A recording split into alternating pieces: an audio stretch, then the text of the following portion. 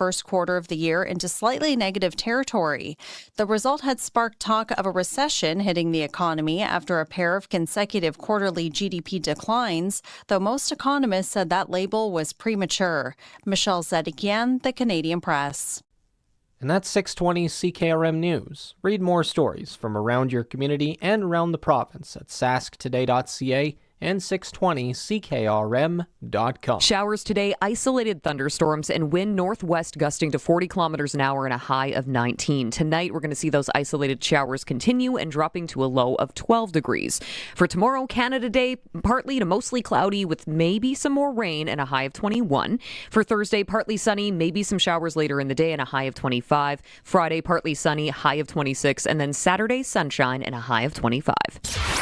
Broadcasting from Century Studios in downtown Regina, Harvard Media presents The Sportscage, where Saskatchewan comes to talk local sports. Brought to you by Sask Lotteries, bringing communities together. Sask Lottery products fund over 12,000 sports, culture, and recreation groups across Saskatchewan.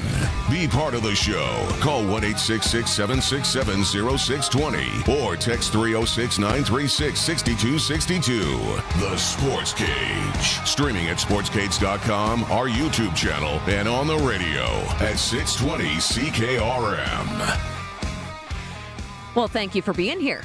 Welcome to the Tuesday installment of the Sports Cage, which is brought to you by Saskatchewan Lotteries, bringing communities together. Saskatchewan Lottery products fund over 12,000 sports, culture, and recreation groups across Saskatchewan. My name is Tegan Whitco. I will be your host today, and I am joined by the one and only Curtis Gammon, who is keeping us on the air at 620 CKRM on the stream as well. At sportscage.com, our X account, our YouTube channel as well. That is where you can join in the conversation. You can also do so on the Prairie Land Rentals text line at 306-936-6262. In just a little bit here, I'll talk to you about how you can win some pretty cool prizes with SaskTel Pick the Score as well. You just have to text us your game predictions for this Friday in Ottawa as your Saskatchewan Roughriders take on the Red Blacks. But first, let's talk about what we're going to get to today because we have a lot to talk about. All of our guests join us on the Western Pizza Guest Hotline. Perfect pizza, generous amount of toppings, and all the Greek favorites you love. So Arash Madani is going to be joining us yet again today. Yesterday, we focused heavily on the World Cup and Canada's venture towards this next stage, the round of 16. So we're going to talk a little bit more about that now that we know they're facing Morocco. We're going to get his take on that. We're also going to talk about everything that was in week 4 of the CFL. And of course, a pretty big night at Rogers Centre in Toronto as Bo Bichette made his return facing the Toronto Blue Jays. So we'll talk about that one. It was a win for the Jays, but it wasn't really a pretty one. We'll get into that. Scott Schultz with the midweek sound off. He'll be joining us. Considering tomorrow is Canada Day, it's a stat holiday, which means that, Schultz is going to be busy watching some fireworks. So we're not going to have him on the show today. In fact, there isn't a show tomorrow. So that's why we're going to have him on today before we get too close to that Friday game for your Saskatchewan Roughriders. And we'll talk about everything that transpired last week for the Green and White against the Toronto Argonauts at Mosaic Stadium. As always, we will have your clutch performer around 4:30 this afternoon. We're also going to be chatting with Glenn Suter. The one and only Rider legend, TSN analyst, is going to be joining us for all of the CFL talk. We got your sprinkle of the day and all the latest information that you need as it pertains to Rough Riders practice at Mosaic Stadium this afternoon. We do have some updates for you, courtesy of our own Dave Thomas. As promised, SaskTel Pick the Score. This is your opportunity to win, okay? Get out your phone, dial up our number. 306-936-6262. You're going to want to send us a text message today. And all we need is for you to send in your name and your score prediction for this Friday in Ottawa for your Riders. Again, if you don't send your name, it's really hard to know who the winner is. So please include your name, include what you think the final score will be, and you have a chance to win a $200 SaskTel gift card. Plus, you'll also have the opportunity to win 2 tickets for the next Rider home game, which is going to be coming up next Sunday. So again, SaskTel Pick the Score. What do you think? The 2-1 Riders taking on the 0-3 Red Blacks. What will that final score be? Kickoff is at 5:30 on Friday afternoon. You got to kick things off. You got to let us know what you're thinking, Tegan. Oh, are you putting me on the spot asking for a prediction? Yes. 34-20, Riders. 34-20. That's what I'm going to go with. Right back at you, buddy. What do you think? Double score, hey? Mm-hmm. You know what? I think it'll be a little bit closer than that, to be honest. I would also wager that the Riders probably win this one, but I'm going to say it's going to be 32-30 for the Riders. Oh, Close it's going to one. be a tight one. Close one. Okay. Well, there are a lot of former Saskatchewan Roughriders on that team, so there's a good chance that they kind of know the systems that they're going to be coming into Ottawa with. Inside baseball right there. And yeah, Jake Mayer had a pretty good game, to be honest. Like, despite losing, like, he went for over 300 yards. And Jake Mayer is coming in there with something to prove. Yeah, exactly.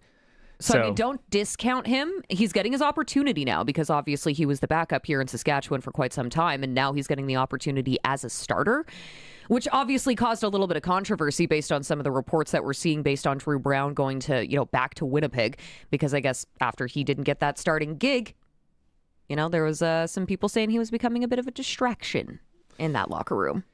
Yeah. And the drama in the CFL. Yeah, it's very interesting. It's very telling, very telling about Drew Brown as a whole, that Jake Mayer comes in there. You see a little bit of him in training camp. You're like, yep, here's the keys to the car. You're the starting quarterback. Drew, take a seat. But it's not like Jake Mayer is a rookie either. He's been around the league long enough to know how to command a team. He just hasn't really had that opportunity behind Trevor Harris here in Saskatchewan. Yeah, for sure. And then he was the starting quarterback in Calgary for a little while too. Like, he is talented enough to start in the CFL, to say the least. But I guess you could say the same thing about Drew Brown. Like, they're both kind of on the cusp. But if it's like a locker room leadership thing and like Drew Brown's being problematic, it's like, oh yeah. You never really know what's happening behind those closed doors. No, absolutely, you do not. Which makes this even more of a fun league to cover. Yes, it can get pretty close in a 9-team league. A lot of and that's why crossover. There's so many of those players have played for almost every team, right? We see it all the time. Oh yeah. Okay, what's your prediction? Let us know on the Prairie Land Rentals text line. Prairie Land Rentals. From small power tools to skid steers, they probably have what you need. Deal with the owner at 600 Albert Street. Curtis is going to be watching those text messages rolling in here. So 306-936-6262. Oh, and apparently Barney gave Curtis a nickname. It's Backgammon. This is news to me. Yeah. Do you like backgammon? I've played it. I meant the nickname, not the game. It's fine. Backgammon's one of those weird things where I usually do pretty good when I start, and then I just always fumble the bag. I've never won a game of backgammon. But you probably played more than me, so I can't sit here and judge. That's fine. I haven't played that much, but I'm more of a chess guy. Okay. But that sounds even more boring. Come on. Backgammon is going to be monitoring your text messages here if you want a chance to win the $200 SaskTel gift card. And, of course, tickets to the next Rider home game. We already have Wade texting in here, 35-20 for Saskatchewan. And then we have another one here. Again, no name on it. Make sure you text in your name, okay? 32-23 for the Riders. So let us know what your score predictions are. Get them in before the end of the show today. Okay, 306-936-6262. Let's start here locally with a couple of things that you might need to know. The Regina Red Sox have been dealing with a lot of postponed games. There are a few doubleheaders, in fact, coming up this week, one of which being tomorrow, a doubleheader against Swift Current at Curry Field.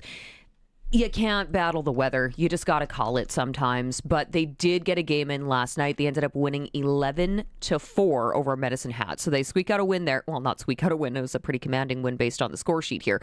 But they do have that doubleheader for Canada Day tomorrow. The first game at 2 p.m., second game at 5 p.m.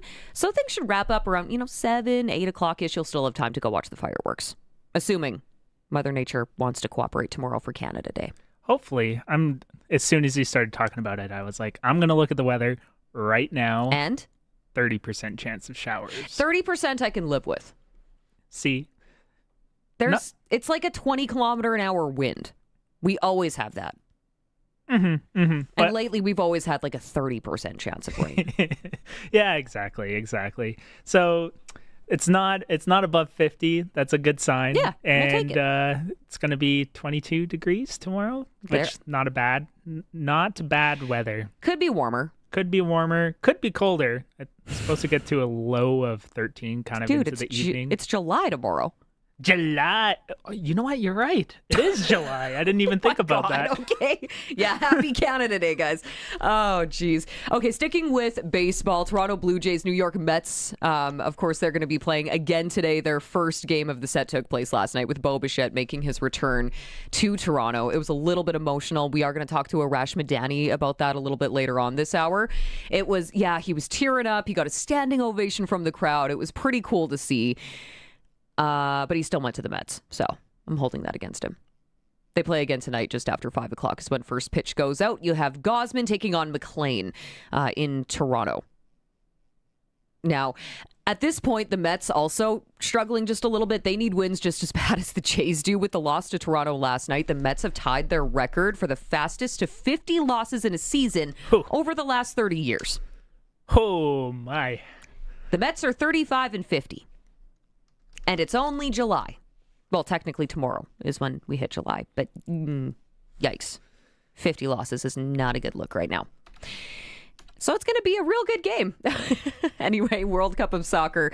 And we now know that Canada is going to be taking on Morocco this Saturday in Houston in the round of 16. Today, you have France and Sweden taking on each other right now. That game's still 0-0.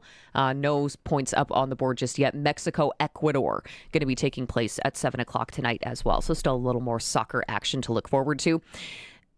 Curtis, are you a basketball guy? No, I'm not really a basketball guy. Did you hop on the bandwagon in 2019 when the Raptors went to the NBA final? Yes. So you know the name Kawhi Leonard? Yes. Okay. Kawhi Leonard might be coming back to Canada. Ooh. In fact, reports are stating it's happening. The Toronto Raptors and Los Angeles Clippers are reportedly closing in on a blockbuster deal that would send Kawhi Leonard back to Toronto. So this would be Toronto receives Kawhi Leonard in exchange for Brandon Ingram, Grady Dick, 2 first-round picks, 1 pick swap, and 2 second-round picks. It's Kawhi Leonard. If you're going to go for it, go for it. Yeah, that's emptying out the cupboards for sure. 2019 flashbacks are happening for a lot of Raptors fans right now. But I mean, if you're going to go for it, go for it.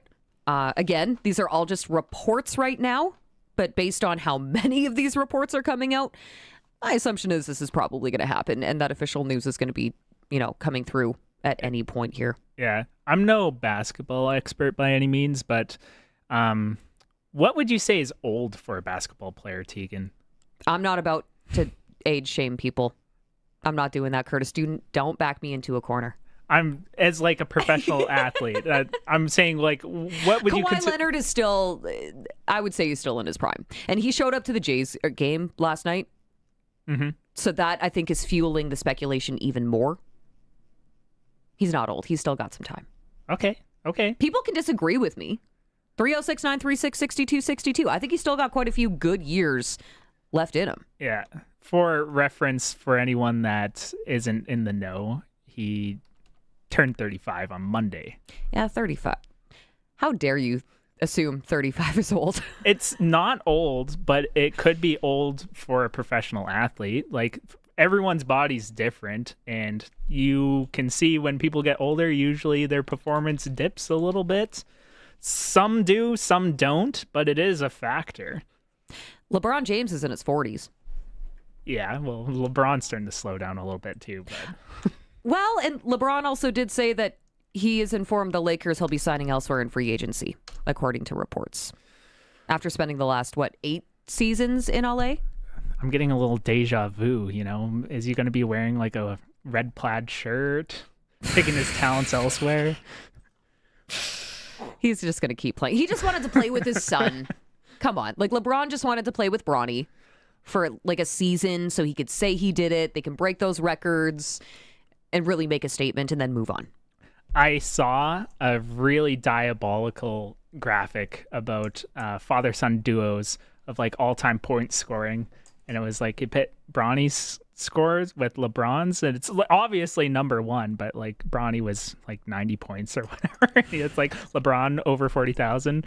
You're like, oh, what a duo. Oh, yeah. Number one. But yeah, if Bronny does play for a little bit, like even if he's not like a huge star in the NBA, like that's still a pretty fun fact to be like, oh, father-son duo. It's like I played with my dad. Yeah, and it would be an unbreakable record for quite some time. Never say never, Curtis. Never say never. All right. Tomorrow is going to be a big day. I know I'm going to be spending a lot of time at Curry Field at the ballpark here, but I'm going to be eyes glued to my phone because free agent frenzy, July 1st. A lot of names to be looking at in the NHL here. Zach Werenski, Jason Robertson, Connor Hellebuck is a big name. Dylan Larkin. So there's going to be some movement tomorrow, I think. Yeah, we were discussing on the Sportscage like last week with Cody Jansen when he came on, and it's like, is Hellebuck gone? Say, absolutely. Hellebuck doesn't want to be in Winnipeg. No, he wants out. So I'd be curious to see what happens there, because obviously you don't just trade a guy because he wants out. You want to get some value for him. But on the same note there, you don't necessarily want someone in your locker room that doesn't want to be there, you know? Yeah, that's how you can get some animosity building in that locker room. Yeah, and then you end up with like a Vancouver Canucks situation. And you're like, oh my goodness. Yeah, I'm not touching that one just yet. Nope. The Pittsburgh Penguins have acquired Yorkton's own defenseman, Caden Korzak. So he's leaving the Golden Knights, and he's on his way to Pittsburgh in exchange for Parker Wotherspoon. Yorkton boy. Korzak. Good Sasky boy. We love it. We love to see it. Also worth noting, when you were talking about, Hellebuck in terms of goaltenders, the Panthers might have their future in net here. It looks like they've locked in Jacob Markstrom from the Devils. 5-year deal comes right after acquiring Schmid from the Golden Knights yesterday as well. So this is likely the end of Bobrovsky's time with Florida after 2 cups with the team, and will soon be an unrestricted free agent. He's going to be hitting that open market tomorrow. So where does he go? Wow. Is a very interesting conversation to have right now, I think. Where does he land?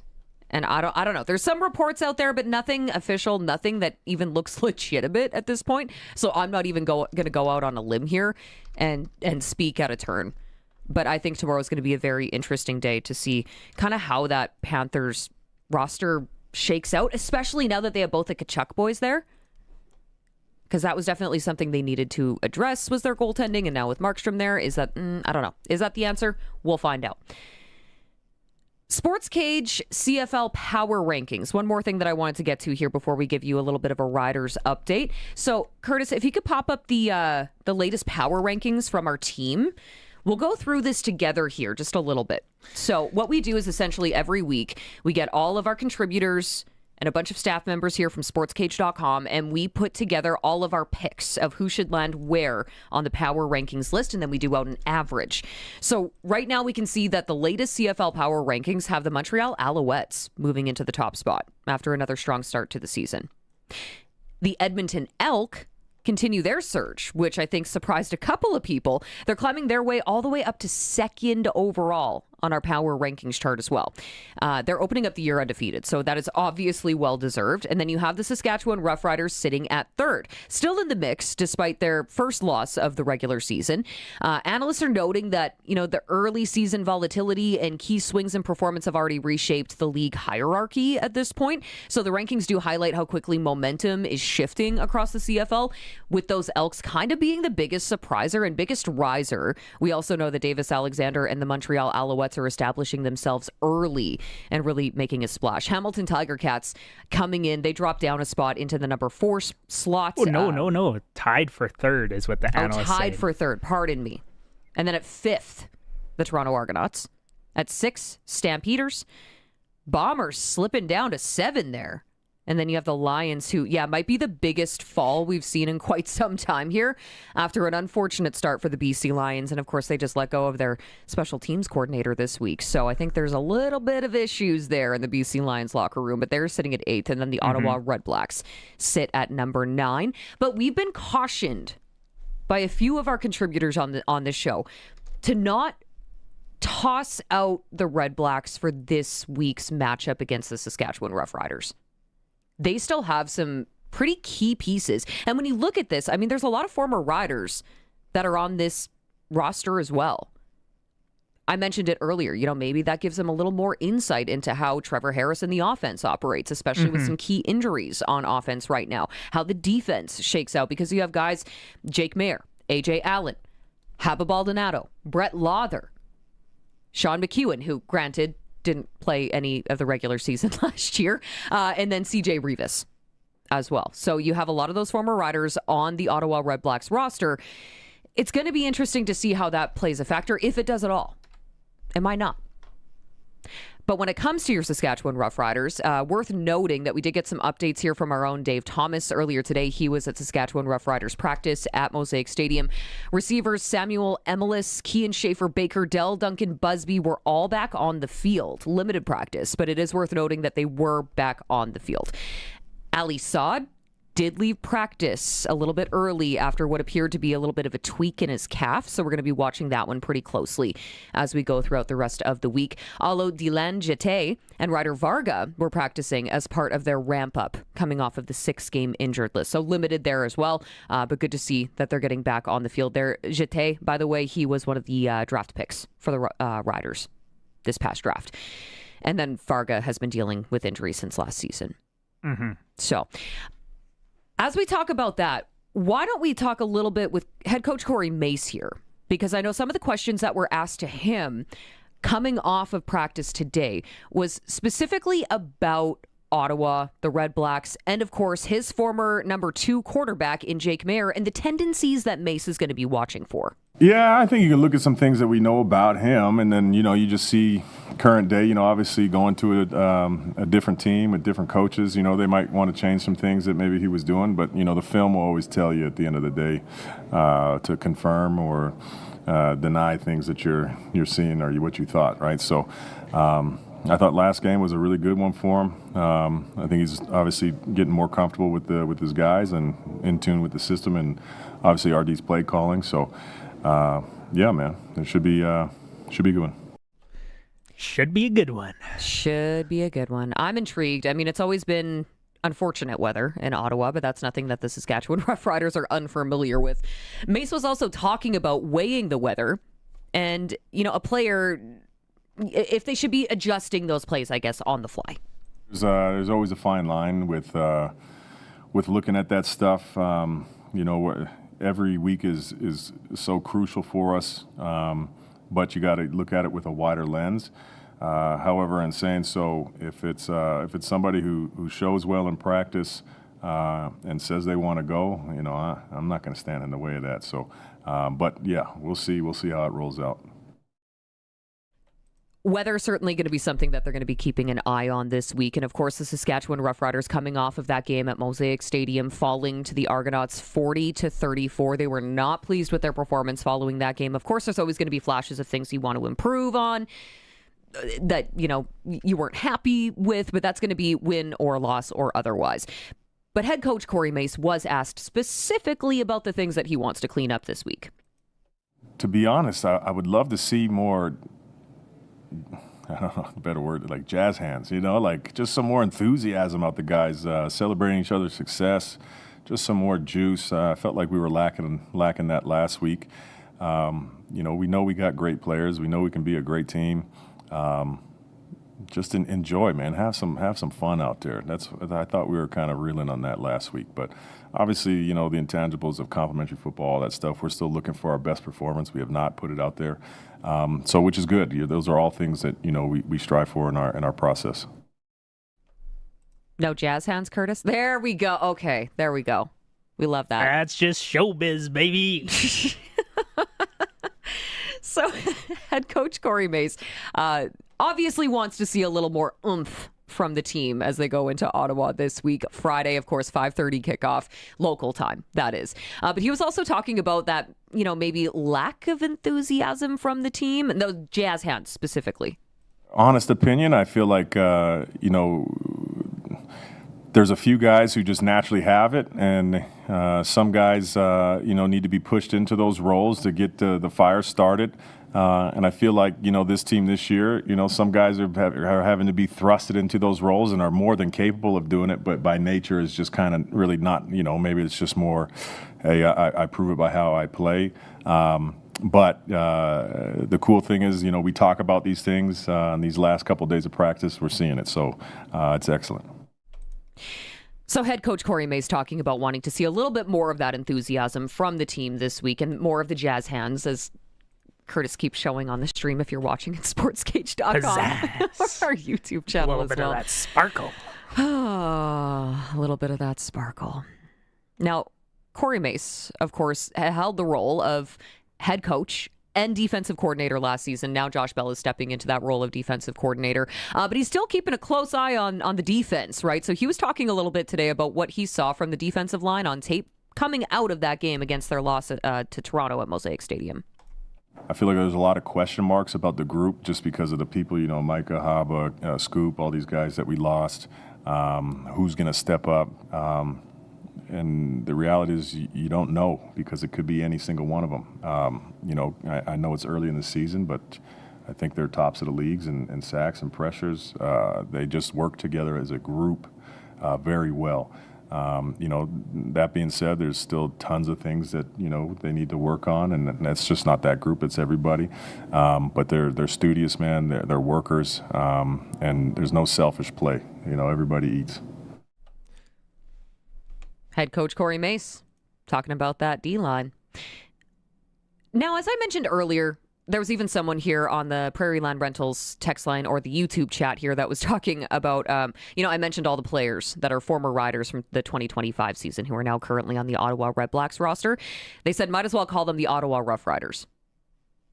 I don't disagree. That is pretty funny. Yeah. Again, Jake Mayer, AJ Allen, Baldonado, Lawther, McEwen, Revis. I mean, there's a lot of guys who were previously on this, championship team, if you will, in 2025.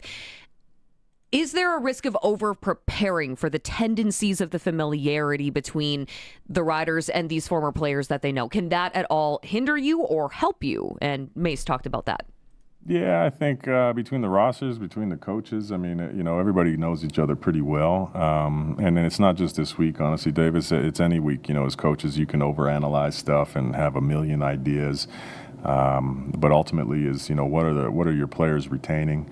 And sometimes, it is. You overanalyze things to a T and things work out great and a bunch of new stuff works. And then sometimes you try new stuff in the game and it's not working because maybe we were wrong as coaches or the players, don't quite understand the concepts or the whys or whatever.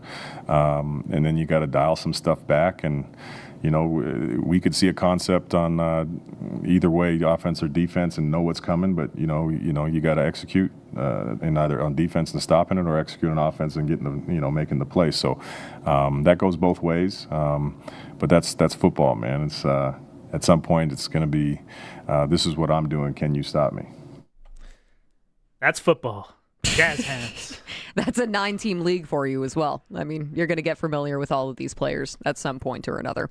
But that, of course, was head coach Corey Mace addressing the media earlier today, coming off of Riders practice. Receiver Sam Emelis, Kean Schaefer-Baker, Del Duncan, Busby, all back on the field today. And then Ali Saw did leave the practice field a little bit early after a little bit of a tweak in his calf. So just a quick update there for you. We'll have more to come throughout the show, but in the meantime, we do need to take a quick break because we have Arash Madani standing by to talk a little more CFL. We'll talk some Jays.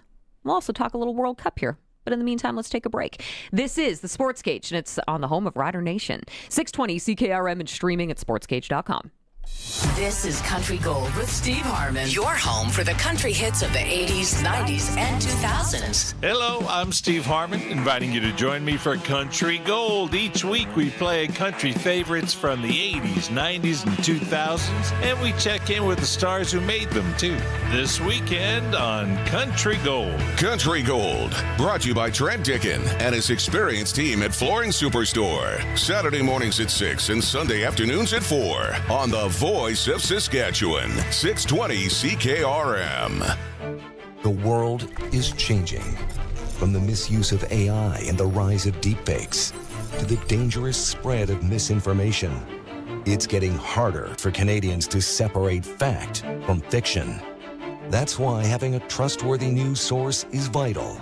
At Global News, we're committed to objective journalism that cuts through the noise. Stick to the facts. Global News, Canada's trusted news. If you've got a Steelcraft garage door, you've got a door with parts manufactured and assembled right here in Canada. A door with better insulation and seal, plus a warranty you're probably never going to use. And if you don't have a Steelcraft garage door, you should get one. Don't just hang a door, install a Steelcraft. Turn curb appeal into curb envy. Steelcraft door, Steelcraft door, Steelcraft door. We offer more. Steel-craft.ca.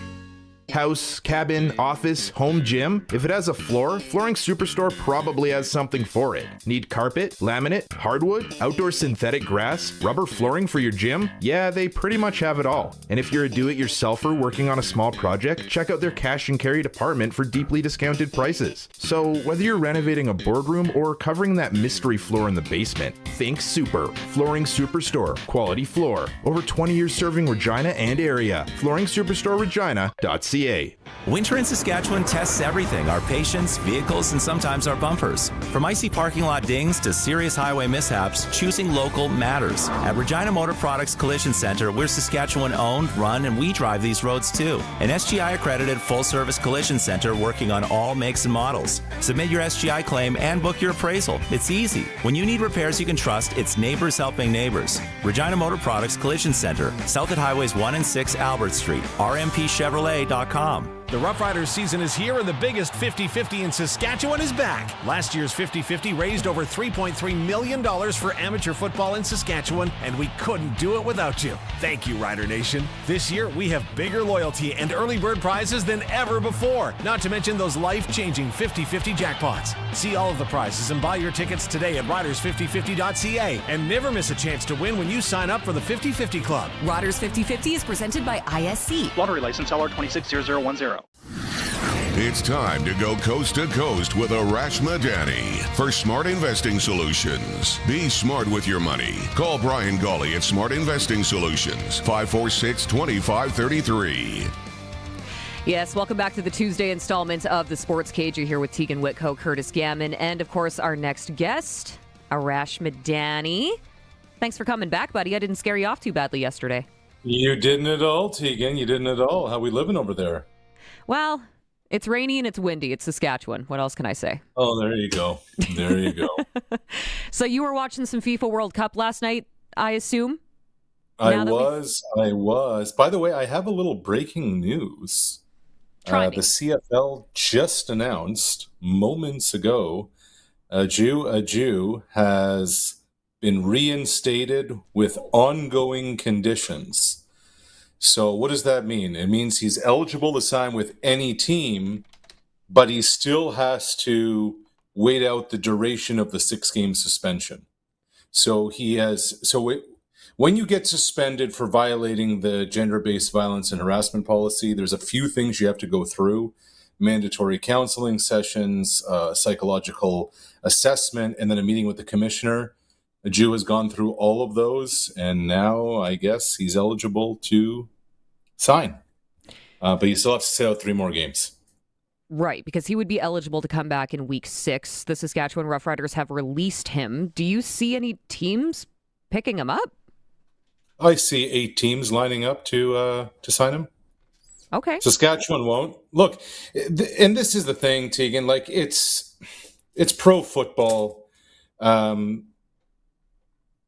Organizations on both sides of the border pretend to care about character if the talent isn't there. But then how much are you willing to put up with is based on the ability, is based on how do you help us win.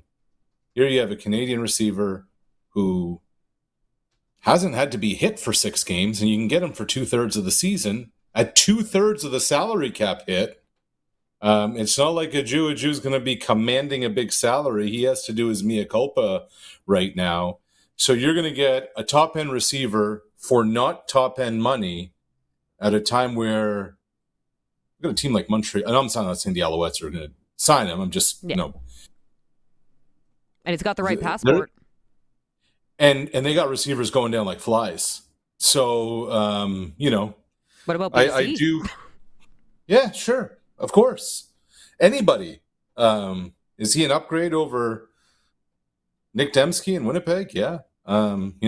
Younger, faster, hasn't been hit 1,000 times, durable. So let's see where this plays out. What this does is it gives him 3 weeks to learn an offense.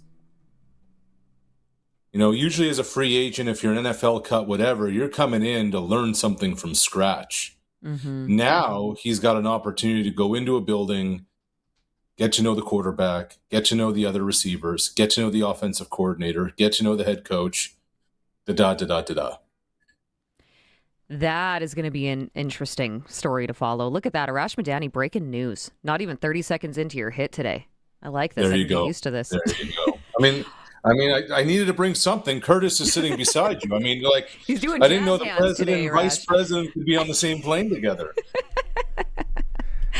It sounds very similar to kind of like the Sean Lemon thing, where when Sean Lemon came back and then had to serve his suspension, but he landed in Montreal. Maybe you're onto something, Arash. Yeah. I guess we'll see what happens here. It's because you're also going to deal with a little bit of pushback if you're an organization that brings him in. But how long does that news cycle last?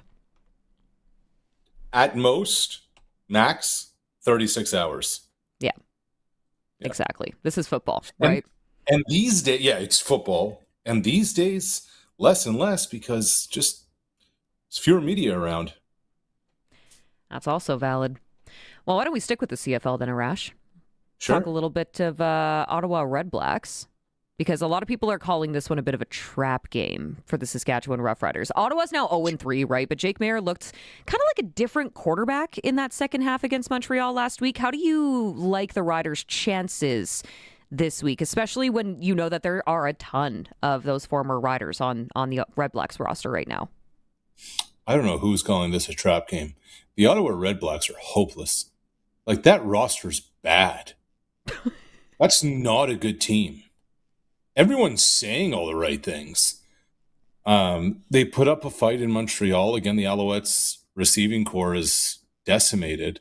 And yeah, I agree with you, Tegan. Man, Maier looked better in the second half. There's no question. It feels like he and Dinwiddie are starting to find their way. But the Riders are the far superior team. Now you just got to go out and do it. You have to play a lot more like week one than you did last week against Toronto. I mean, the self-inflicted wounds against the Argos were plenty.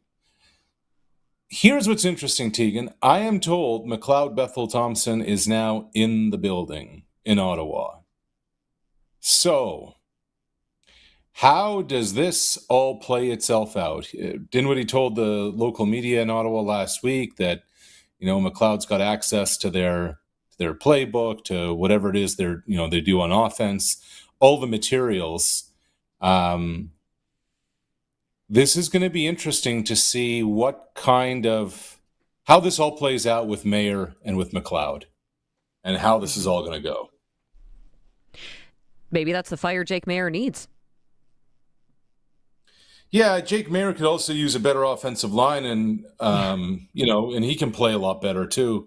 I agree. It's look, McLeod's not the savior. This is the whole issue. Here's a dude who's been out of football for a while. He's been back and forth, CFL, UFL, etc., back up, and gets into the starting role. The familiarity with Dinwiddie and that offense is obviously going to help. But I just look at this, Tegan, people say this is a trap game. Show me where the 6 wins are for Ottawa this season. I think in a best case scenario, the Red Blacks go 6-12 this year. So I guess they got to win sometime. I just don't foresee it being this week. All right, so we know Arash's pick. Perfect. Yeah. How about, let's shift over to the other division here with the BC Lions. They fired their special teams coordinator, Corey McDermott, in week 4 of the CFL season. That feels early. That feels like he's sending a message. Were you surprised at this decision? I was, and the more I kind of asked around people in the league, I was told this was not Buck Pierce's decision. I was told this was the decision of Ryan Rigmaiden, the general manager. And the last I checked, McDermott isn't the defensive coordinator. He's the special teams coordinator. And yes, I get it. In the kicking game, they give up the big kickoff return for a touchdown. Rider fans know all about that, especially against Calgary. Same dude. This is a full scapegoat move to the air quote do something. Somebody's got to go, so let's just get rid of somebody. And nobody has to go. This is a decision made that really is needless. And here's the amazing part, Tegan. When I was calling around to be like, hey, what are you hearing over there in BC? People were asking me, hey, do you know who the special teams coordinator is now? And I'm like, no. They're like, yeah, we don't either. So this is what I wonder.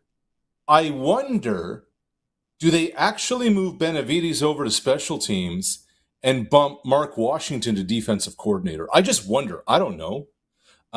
Or is there just somebody in-house who's going to do that? It's not going to be Buck Pierce.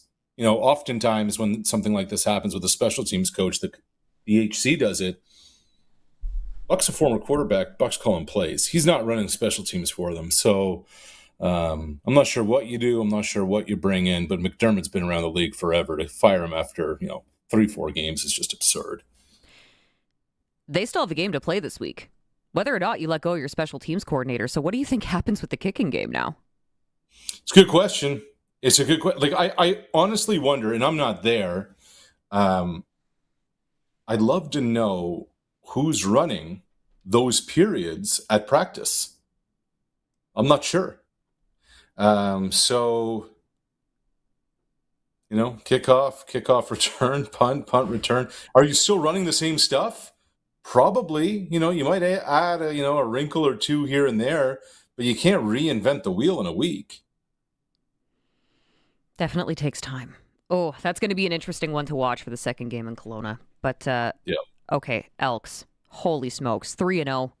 Only CFL unbeaten team. If you told me this is how they would have started their season, late, let's say in November, I would have called you an absolute liar, Arash. What has been the biggest reason for this Elks turnaround? Because holy smokes, no one expected this. Yeah, no one expected this. If you'd have told me at the start of the season who's the first coach to go, I would have said the seat is hottest for Mark Killam. Because it wasn't Ed Hervey's decision to hire Mark Killam. It was Chris Morris's decision. The Elks late in the offseason hire Rick Campbell for really a role that doesn't exist. So if I'm Mark Killam, I'm kind of looking over my shoulder being like, wait a minute here. Are they bringing in my successor? And what have they done? They've just won ball games. And obviously Fajardo has just been such a big part of this. But Tegan, like you're watching the same games I am, they're playing such clean football. They're taking advantage of any opportunity that comes their way. Think about that Winnipeg game last week. You jump out to a quick lead on the road, then Winnipeg starts to find its sea legs. They're in the red zone. Fumble, immediately it's an Edmonton defender that jumps on it, takeaways. These are the things that lead to winning football. It's funny, we spent all this time talking about special teams coaches. Mark Killam's pretty well his entire career, other than being a strength coach, was being a special teams coach. He has touched every part of the roster other than quarterback in a previous life. So he knows the skill set of every single player on the roster. He's a high-energy guy, and obviously it has paid off, and Ed Hervey will never admit it, but Mark Killam's done more than just save his job here in the opening month of the season. We're still early, but man, that West Division is shaping up to look a little bit different this year, isn't it? As long as Cody keeps balling. Yeah. And he has. And he has, and there's nothing to suggest that he won't. But to me, like, I always hated the season starts on Labor Day thing. But as long as everyone kind of stays in the hunt, it actually might be the case this year. I think Winnipeg's going to have a lot of problems staying in the hunt. They just look scattered. I wouldn't go as far as dysfunctional yet, but they're kind of teetering on it. Yeah. Again, still early in the season, so don't come at us, Bomber fans. We're fine, okay? Or come at us. Who cares? Okay, well, if you want to, sure. 306-936-6262. Ask Curtis about Jeffrey in the chat. Jeffrey in Calgary's gone silent on us, hasn't he, Curtis? No, now he's John Doe, Arash. He started a burner account, and now he's trolling us on there. Oh, yeah. I thought that was Sharky. I guess we'll find out on Thursday. It might be. There you go.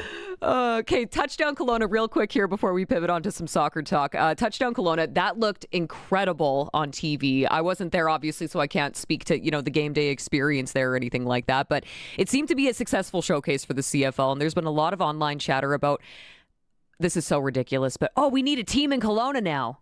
We need a team in Kelowna. We're able to fill 19,000 strong. That is so unrealistic, but from your professional standpoint, it's a fun idea to kick around, but what do you think about the logistics of actually getting a 10th team in this league? Remember Mike Tomlin? We were to call him now the former head coach of the Steelers. Yeah. A reporter once asked him about the opening at the University of Pittsburgh, just down the street. And Tomlin looked at the reporter and he said, in this business, you're taught never say never, but never. It's just not happening. Okay, like, let's just put that to bed. Now, that said, incredible congratulations to Amar Doman. Incredible congratulations to the entire BC Lions organization, because they looked at this year, this season, this summer, being booted out of their stadium and viewed it as an opportunity to grow their brand, to grow football across the province, to go somewhere and really connect with an audience that may not have touched it before, may not have been familiar with it before.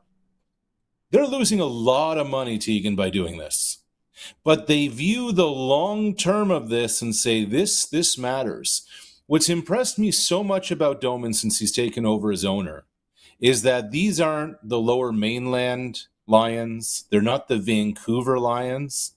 They're the British Columbia Lions, and he continues to show it. And it's great that people came out. But it's a novelty. It's a 9-10 day football festival. You don't have enough corporate dollars. You don't have a real stadium. You don't have all the necessities. And it all comes back, of course, it's not just stadium, but is that entire region ready to do it? So it's the answer is no, but that doesn't take away from what this is, what it's been, and what it's going to be this weekend too. Amar Doman has not been shy about opening up the pocketbook. I mean, you even look at their home openers. They've had, artists like Snoop Dogg come in for just a concert at a football game. And it's quite a stark contrast when you compare it to the Toronto Argonauts and MLSE, who decided to opt out and have their home games on the road in places like Saskatchewan. Amar Doman wants to win. Amar Doman wants to grow his business. Amar Doman is committed to Canadian football. And here are the contrasts. You said it well, Tegan. There's one organization that does it one way, and there's one organization that does it the other. And when you look at it, good ownership wins.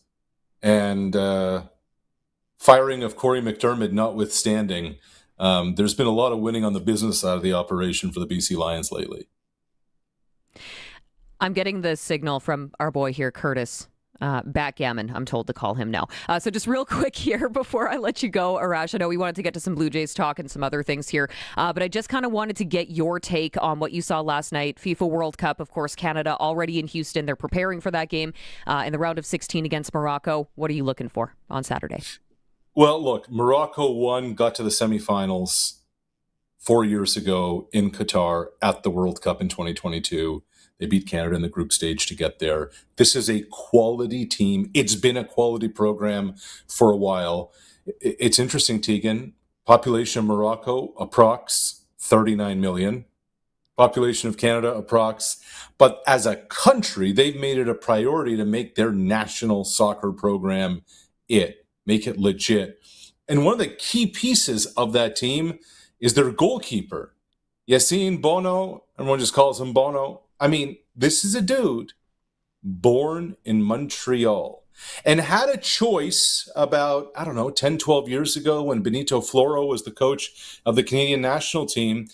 Floro reached out to Bono and said, look, you haven't played an international game yet. You had a choice. What do you want to do?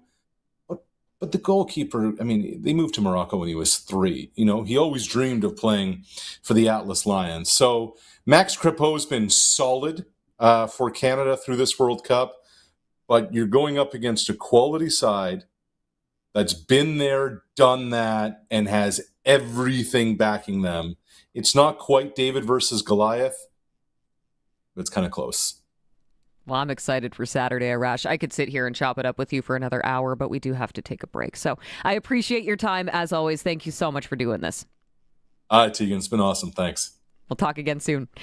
Arash Madani on Coast to Coast, joining us on the Western Pizza Guest Hotline Tuesdays on the Sportscage, brought to you by Sask Lotteries, bringing communities together for 12,000 sports, culture, and recreation groups across Saskatchewan. As I mentioned, we do have to take a quick break, and we will be right back. This is the Sportscage on 620 CKRM and streaming at sportscage.com.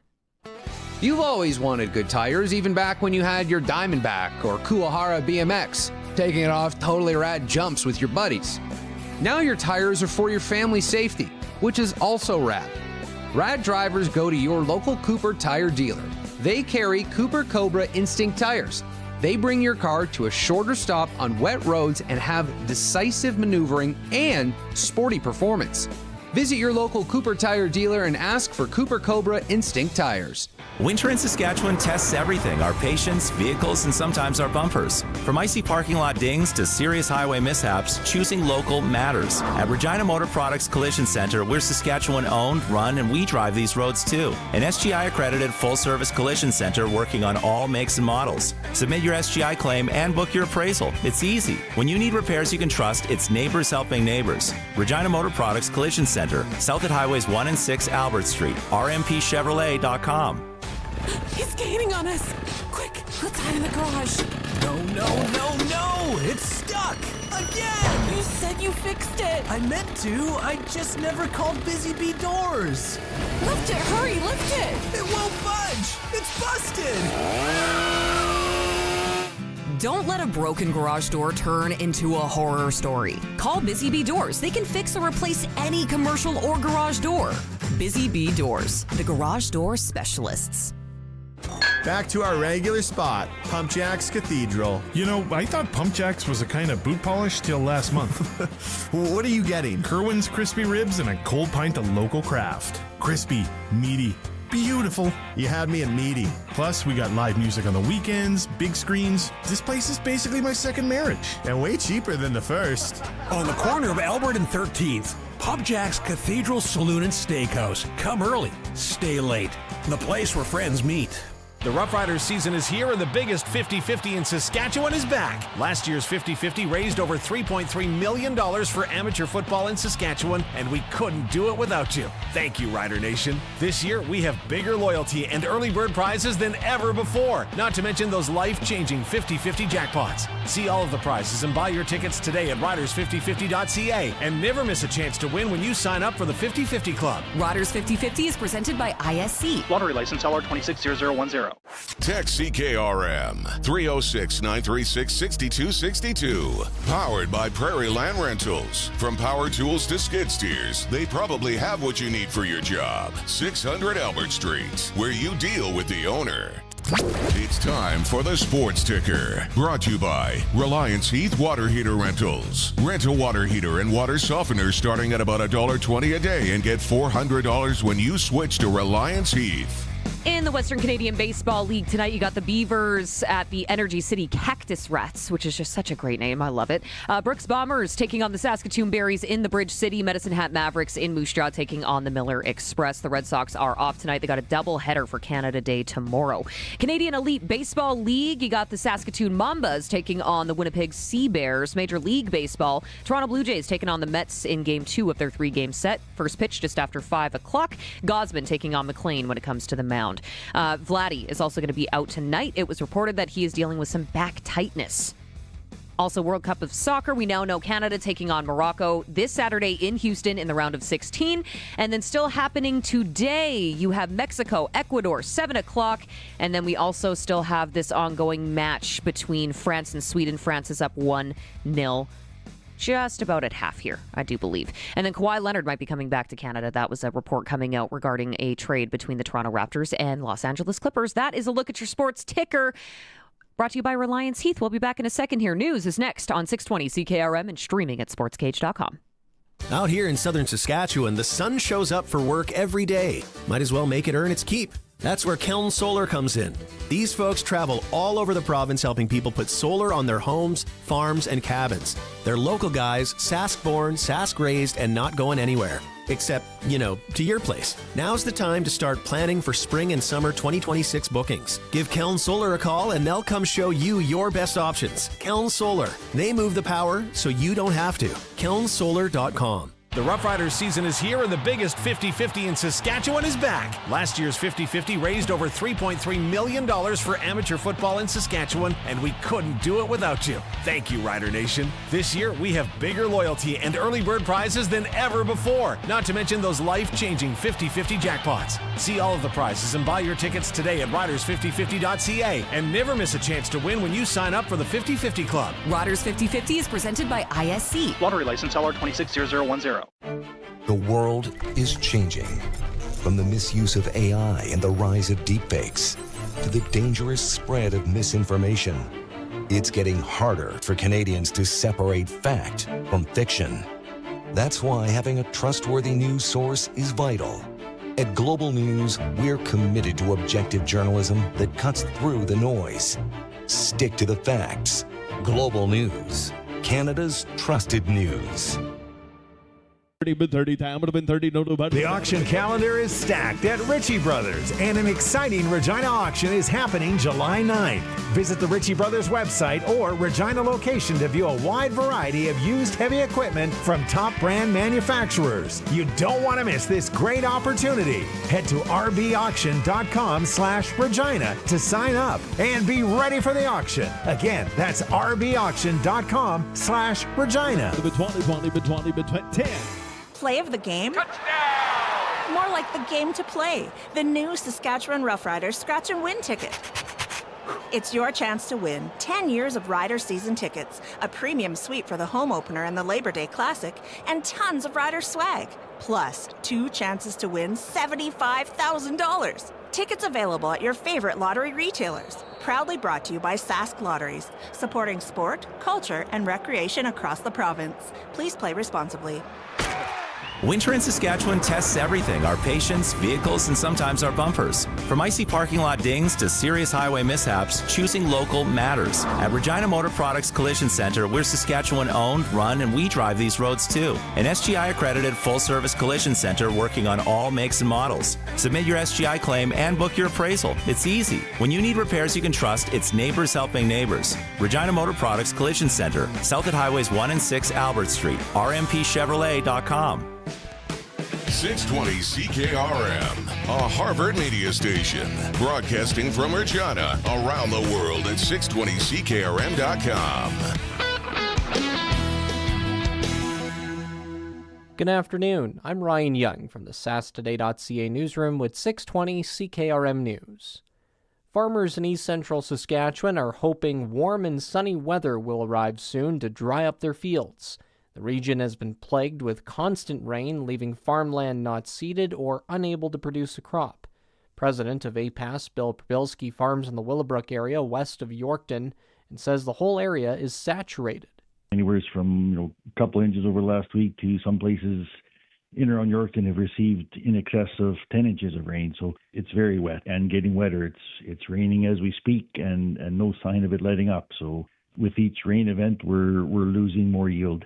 The latest crop report indicated 8% of farmland did not get seeded, and 6% of fields seeded likely won't produce a crop.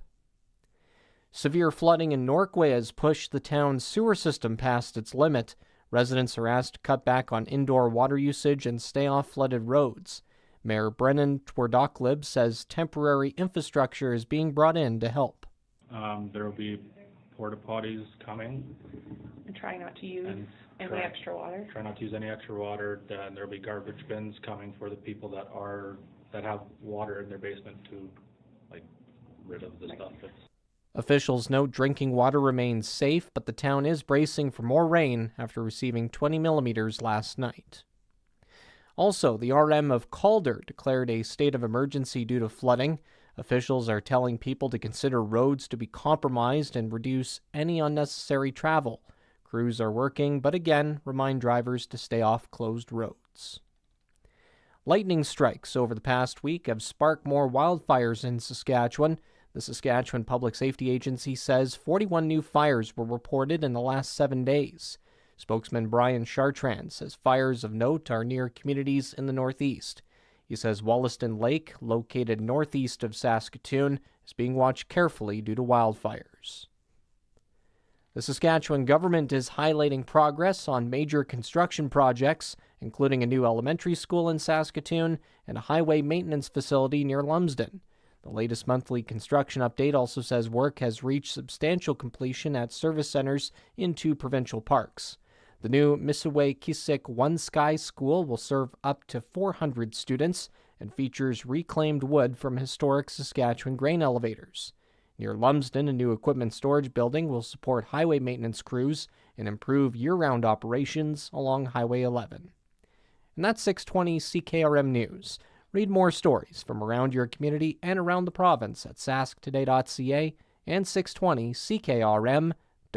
Weather for Next Gen Coatings. Spray coatings for truck bed liners, rocker panels, and more. Same company, new name. 1865 McCarra Street, Regina. Showers today, isolated thunderstorms, and wind northwest gusting to 40 kilometers an hour and a high of 19. Tonight, we're going to see those isolated showers continue and dropping to a low of 12 degrees.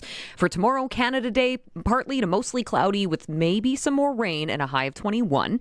For Thursday, partly sunny, maybe some showers later in the day and a high of 25. Friday, partly sunny, high of 26, and then Saturday, sunshine and a high of 25. For over 40 years, you've known them as Regina's trusted vehicle protection specialists. Now they're introducing the next gen of coatings. New name, new level of protection. They're now Next Gen Coatings. 3 generations of their family have served your family, and that hasn't changed. Same owners, same commitment, ready for the next gen of truck beds, rocker panels, trailers, bumpers, and running boards. The company hasn't changed, just the name. Next Gen Coatings. 1865 McCarra Street. The next gen starts now. Broadcasting from Century Studios in downtown Regina, Harvard Media presents The Sports Cage, where Saskatchewan comes to talk local sports. Brought to you by Sask Lotteries, bringing communities together. Sask Lottery products fund over 12,000 sports, culture, and recreation groups across Saskatchewan. Be part of the show. Call 1-866-767-0620 or text 306-936-6262. The Sports Cage. Streaming at sportscage.com, our YouTube channel, and on the radio at 620 CKRM. Welcome back to the Tuesday edition of the Sports Cage. It's Tegan Whitco here with Backgammon, as I'm told, or Curtis Gammon. He's the one keeping us on the air at 620 CKRM. On the stream as well, sportscage.com, as well as our YouTube, our X account as well. You can join in the conversation on the YouTube stream. And text us on the Prairie Land Rentals text line at 306-936-6262. Prairie Land Rentals, from small power tools to skid steers. They probably have what you need. Deal with the owner at 600 Albert Street. Got a little carried away with Arash Madani. Didn't even have a chance to ask him all that I wanted to talk about today. But if you want to go back and listen to it in podcast form, you always can. Just wherever you find your podcast. We had him last hour, and we still have Glenn Suter coming up a little bit later on this hour. We will have a little check-in with a golf course here in Saskatchewan that if you haven't checked out before, you definitely need to. So we'll have that conversation coming up later, and then your clutch performer as well. But in the meantime, we do want to head out on the Western Pizza guest hotline here pretty quickly, because it might only be Tuesday, but tomorrow's a stat holiday, and that's technically midweek, but we're going to do it a day early anyway. It's the midweek sound off with Scott Schultz. The Midweek Sound Off, powered by Revive Men's Health Clinic. Treatment for men's ED without pills or surgery. Discreet and confidential. Visit revivemd.com. Lakeview Insurance. Get a second opinion on your coverage with Scott Schultz and his team. Protecting what you built. Yeah, it's for Lakeview Insurance and Gentle Procedures, Revive Men's Health Clinic. Well, thanks for doing this a day early, Scott. Are you going to be celebrating Canada Day tomorrow? Absolutely, but I'll be celebrating by myself. My wife and kids have started the early pilgrimage down to the United States to North Dakota for the 4th of July. As my wife, we met at the University of North Dakota, so all of her family and stuff is down there, so we tend to go down there for the holiday. Oh, cool. Well, so you're going to be setting off fireworks in your backyard just solo then? Well, I wouldn't outlaw that either. I like to have fun. I like to blow things up. I mean, I'm a wild and crazy guy. You just never know. You work in insurance. You're probably fine. That's right. Well, Scott, let's get to it. Let's talk a little bit of CFL here. We got to start with a team that you know very well in the Saskatchewan Roughriders. Obviously, they suffered their first loss of the season just this past Friday at Mosaic Stadium. You know, every team says that you can learn more from a loss than you can a win. Is that true, or is that just something players tell us after a rough night? I think it's pretty much true. I mean, anytime you have any kind of failure in life, if you look at the failures and can kind of see where things broke down and recognize things that you could have done differently, it always gives you that opportunity. But, you know, for me, Tegan, I'm less interested in the fact that they lost to Toronto than I am on how are they going to respond to Ottawa, I guess, is what I'm looking for. Good teams don't avoid that adversity. They answer it, and so we're going to see what they answer. They still put up 34 points, despite it being a 40-34 loss, right? It felt like they left a lot out there. Now, as a guy who's been on the field there, how do you get back into the groove after suffering a loss like that when you feel like, especially if you're the offense, you know, you put so much out there? Well, it's a culture and a mentality type of thing, you know, when you get to the guys in the locker room and you really focus down on it. When you score 34 points, if you put up 34 points in the CFL, you expect to win. I think the offense did enough, and it's just really about that mentality, getting back to this idea. I know when I played, one of the big prevailing ideas on defense was we didn't really care about outcomes on offense. Our focus was how many times could we put the ball back in the offense's hand? Because, you know, by and large, they're the only ones that are scoring the points, other than, you know, pick sixes and those kinds of things. So the mentality was every time you went back out on the field is let's get the ball back for the offense and let's just keep giving them the ball back and everything will take care of itself. And I think, you know, with this kind of a championship roster that they've got and what they're coming off of, we're getting into the throes of the regular season. And I think you're going to start seeing that stuff start to level out.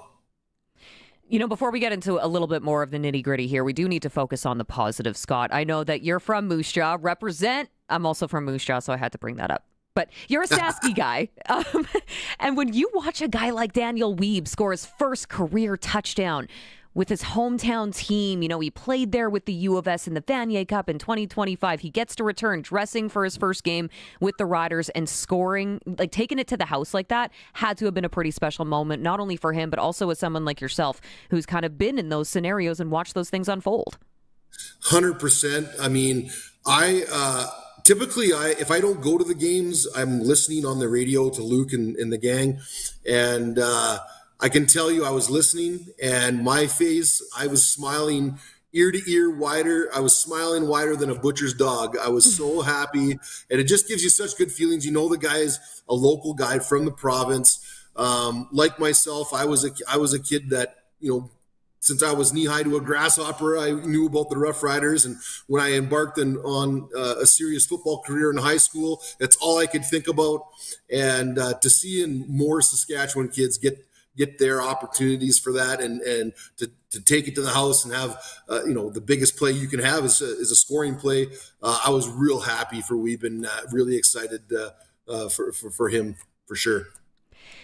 Weeb did get more opportunities in that game Friday night at Mosaic Stadium as a result of, some injuries. He was returning some punts there after James Letcher Jr. goes down. Sam Emelis then goes in to return some of those punts. And then Daniel Weeb, was kind of there in the backfield. So obviously Samuel Emelis is a big piece of this offense. How much does losing your top playmaker in Samuel Emelis, what does that change with the team offensively? Because a lot of people feel like that's a huge hit.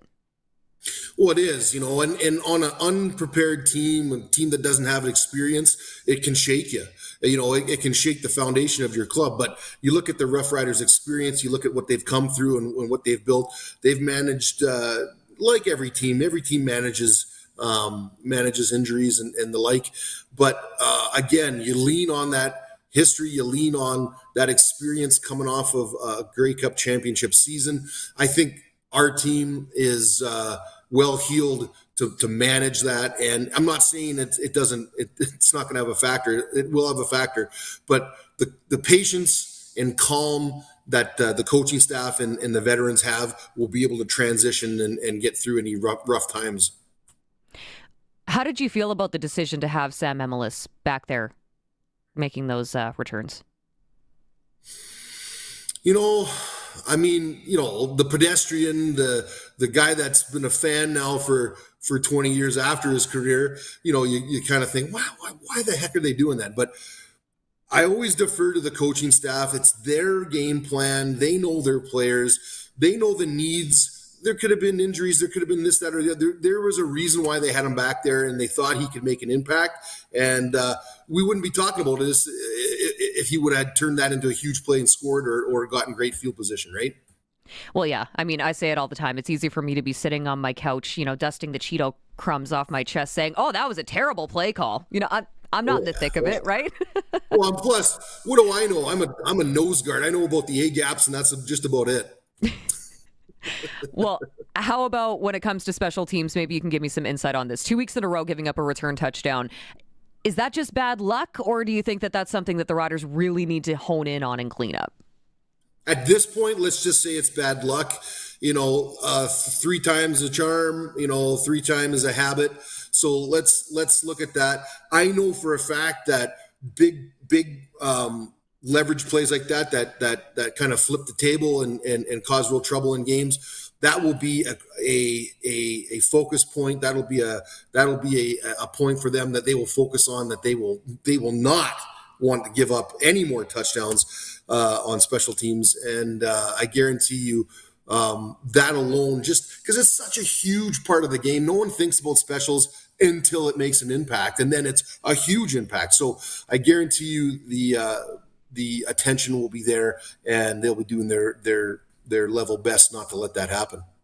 Oh, absolutely. Special teams in the 3-down league. That's huge, right? It's one of the third biggest assets in the function here. So the one thing I will say, I don't know if you were listening earlier, but we had some clips from head coach Corey Mace after practice today. And the one thing I will say about him, whether you're a Rider fan or not, he is an even-keeled coach. How important is that as a player coming off your first loss of the season?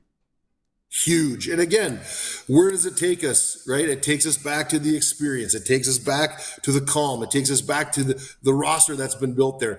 Corey Mace's identity will be tested. His teams have been disciplined and physical, and all I can say is expect a sharper defensive performance against Ottawa.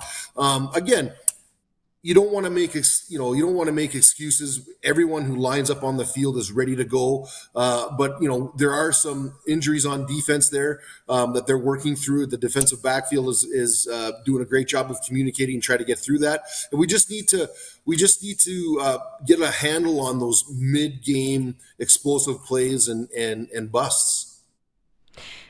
So as we turn the page onto Ottawa now, looking forward, Ottawa is still looking for their first win of the season. Is that a dangerous type of opponent because they are so desperate? Big time. It's the old adage, if you back any animal into a corner, be prepared. They're going to defend themselves. A little bit of that Neanderthal mindset might kick in. But the thing of it is, we've got to go in there and respond. I mean, we've got to take the crowd out of it early and fast on the road, and that's with big plays on offense and stops on defense and all the rest of it. So if we protect the football, I think if Saskatchewan wins the turnover battle, they're the better football team, and I think we should win. When you look at Ottawa's roster, a lot of 2025 riders that have made the transition, out east. Does that play a factor at all, especially with a guy like Jake Maier, who is now getting his opportunity as a starter when he was the backup to Trevor Harris for a couple of seasons here? Right. I mean, there's a few guys in there that are notable that are, can make an impact, but let's also, there's lots of guys that aren't on this team for a reason, whether they didn't fit in, whatever it was, they didn't make this roster. Right. And so, it's a little 6 of one, half a dozen of another, but I think those guys out there, the worst thing, teams think, hey, we're going to get these new guys and it's going to breathe life into our organization. But I've seen it happen over time where you get veterans that have been on a team for 4, 5, 6 years, have some stability. They make that switch. They go to a new team. Now the system's new. The language is new. The scenery is new. Everything's new, and you're a little out of sorts. So, Ottawa is one of those teams that needs wholesale change, and I think it's going to be a little slower burn for their recovery. So let's take you back a little bit here, Scott. Let's say you're with this current organization, or even back in your own playing days, let's say. Who was the guy in your locker room that would break the tension going into a situation like this? You're coming off your first loss of the season. You're hungry. You're going in there. You're facing a bunch of your former teammates. You want to get that W. Who always knew what to say? I had a very good luxury. Like in my primetime years, when I was a young guy kind of transferring into a veteran, we already had some very seasoned veterans and guys that were maybe in the fall or winter of their careers that were unbelievable. And I'm talking about guys like Gene Makowski, Eddie Davis, Jeremy O'Day. Those guys took on the heavy lifting for the inspirational, carrying out the coach's wishes and being great leaders. Then there's that kind of a middle tier of guys like me and guys like Luke and the McCulloughs of the world and the Hugheses, where we could just be young guys and have fun and act right and do the darn thing. And so, there's lots of times when there's, you can point to a guy like Makowski who doesn't say something. If he says something, it's impactful. Jeremy, and Eddie, the consummate professional captains. But a lot of times, it was, a guy like me, you get in a fight in practice with somebody and break because there's tension and stuff, or someone else like Andy Fantuz and Scotty Gordon are having the World Ping Pong Championship contest for who's the champion of the locker room, and the whole team gets involved. So those kinds of things spring up from all corners of the locker room, and they're all welcomed. Oh man, it kind of makes me wish that we had social media as it was, back in the day.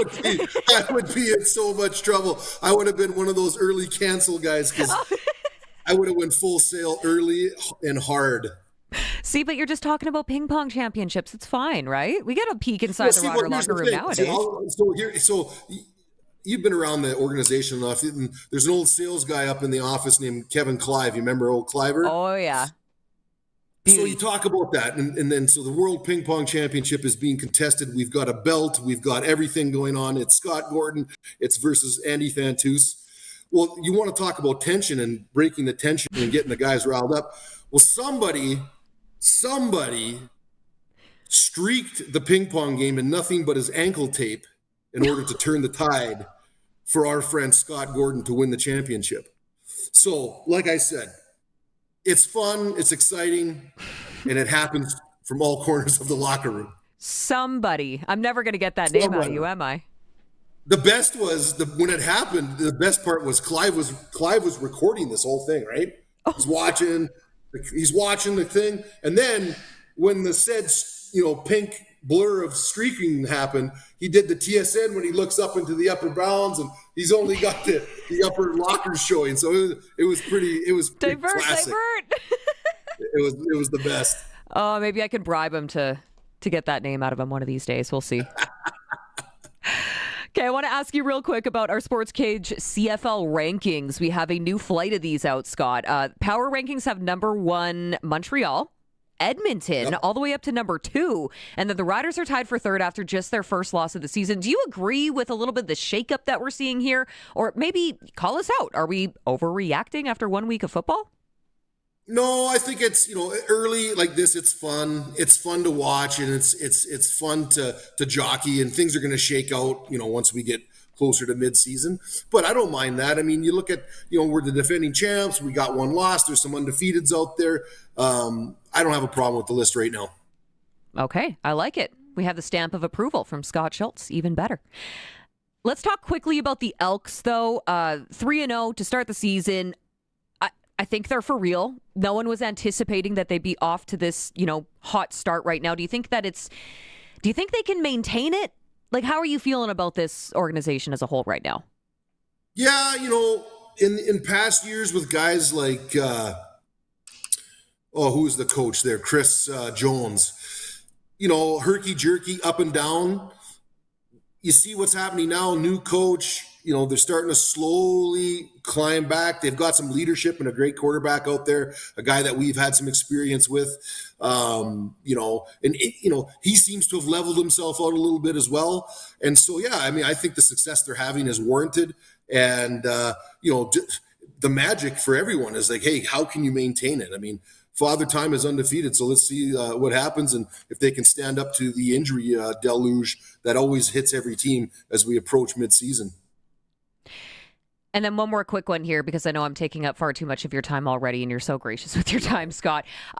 We didn't necessarily have the biggest turnout in Friday here in Regina at Mosaic Stadium. Technically, and it was an away game for the Argos, or an away game for the Riders and a home game for the Argos. Anyway, it's right after school broke, summer holidays, but you got to give a little credit where the credit is due.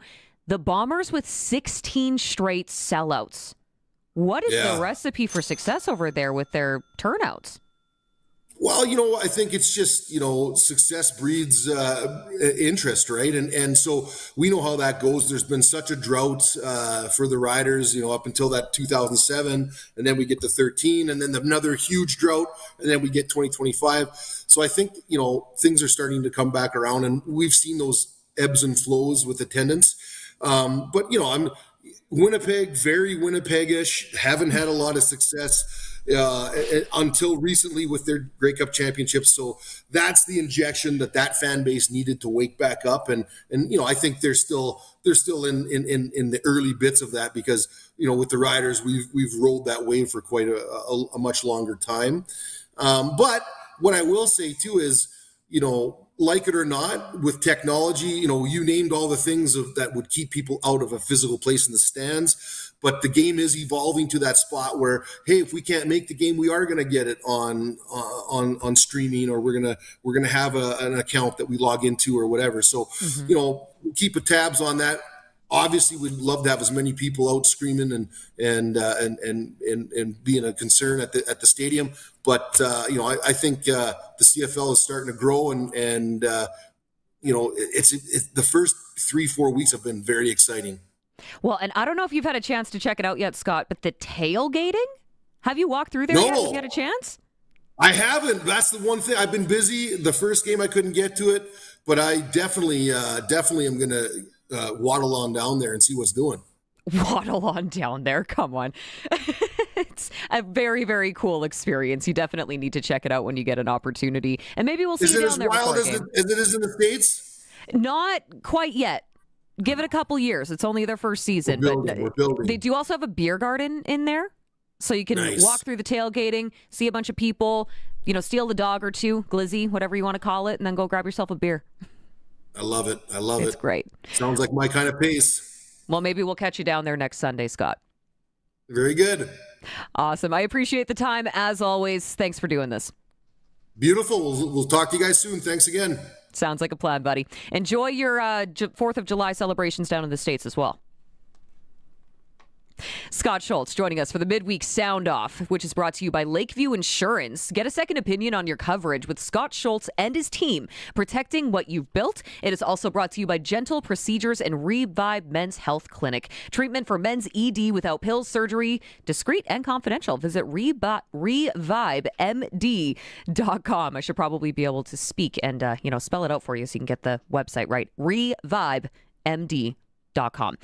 He was joining us, of course, on the Western Pizza guest hotline, as he always does. Normally, he's on Wednesdays with Barney, but because of the stat holiday tomorrow, he joined us a day early, and we appreciate that. The Western Pizza guest hotline, of course, for Western Pizza. Perfect pizza, generous amount of toppings, all the Greek favorites you love. And right now, we also want you to play along. Pick the score, okay? This is where you text us, 306-936-6262. Prairie Land Rentals text line. You can let us know what you think the final score of this Riders game will be in Ottawa when they travel there on Friday. Okay, what do you think the final result will be? Send us that prediction and your name. 306-936-6262. I guess I should tell you what you can win. A $200 SaskTel gift card in addition to tickets to the next Rider home game so that you, like myself, can try to track down Scott Schultz in the tailgating area. So again, 306-936-6262. Pick the score. Who's winning? The 2-1 Riders, the 0-3 Red Blacks. Chance to win $200 for SaskTel and free tickets to the next Rider home game. 306-936-6262. We'll take a quick break because we got to get to your clutch performer here shortly. That's going to be coming up. It's the Sportscage, and it's on the home of Rider Nation, 620 CKRM, and streaming at sportscage.com. Back to our regular spot, Pump Jacks Cathedral. You know, I thought Pump Jacks was a kind of boot polish till last month. What are you getting? Kerwin's crispy ribs and a cold pint of local craft. Crispy, meaty, beautiful. You had me at meaty. Plus, we got live music on the weekends, big screens. This place is basically my second marriage. And way cheaper than the first. On the corner of Albert and 13th, Pub Jack's Cathedral Saloon and Steakhouse. Come early, stay late. The place where friends meet. We asked Gordon how he started investing with Brian Gawley at Smart Investing Solutions. We phoned him and met with him, and we went through different options, what was going to work for us, and it's been good ever since. Overall, he's done very well for our investment. Don't guess with your money. Call Brian at 306-546-2533. SmartInvestingSolutions.ca. He's gaining on us. Quick, let's hide in the garage. No. It's stuck. Again. You said you fixed it. I meant to. I just never called Busy Bee Doors. Lift it. Hurry, lift it. It won't budge. It's busted. Don't let a broken garage door turn into a horror story. Call Busy Bee Doors. They can fix or replace any commercial or garage door. Busy Bee Doors, the garage door specialists. The Roughriders season is here and the biggest 50-50 in Saskatchewan is back. Last year's 50-50 raised over $3.3 million for amateur football in Saskatchewan, and we couldn't do it without you. Thank you, Rider Nation. This year, we have bigger loyalty and early bird prizes than ever before, not to mention those life-changing 50-50 jackpots. See all of the prizes and buy your tickets today at riders5050.ca, and never miss a chance to win when you sign up for the 50-50 Club. Riders 50-50 is presented by ISC. Lottery license LR260010. Remember when you were out there having some tomfoolery, riding in the back of Grandpa's pickup truck with your friends with no padding or seatbelts? What isn't tomfoolery is where you get your tires. Go to your local Cooper tire dealer. They carry Cooper Discoverer Road and Trail AT tires. They have a durable tread that helps resist cutting, cracking, and tearing that occurs on rough trails. Have your vehicle ready for the road before you are. Visit your local Cooper tire dealer and ask for Cooper Discoverer Road and Trail AT tires. Play of the game? Touchdown! More like the game to play. The new Saskatchewan Roughriders Scratch and Win ticket.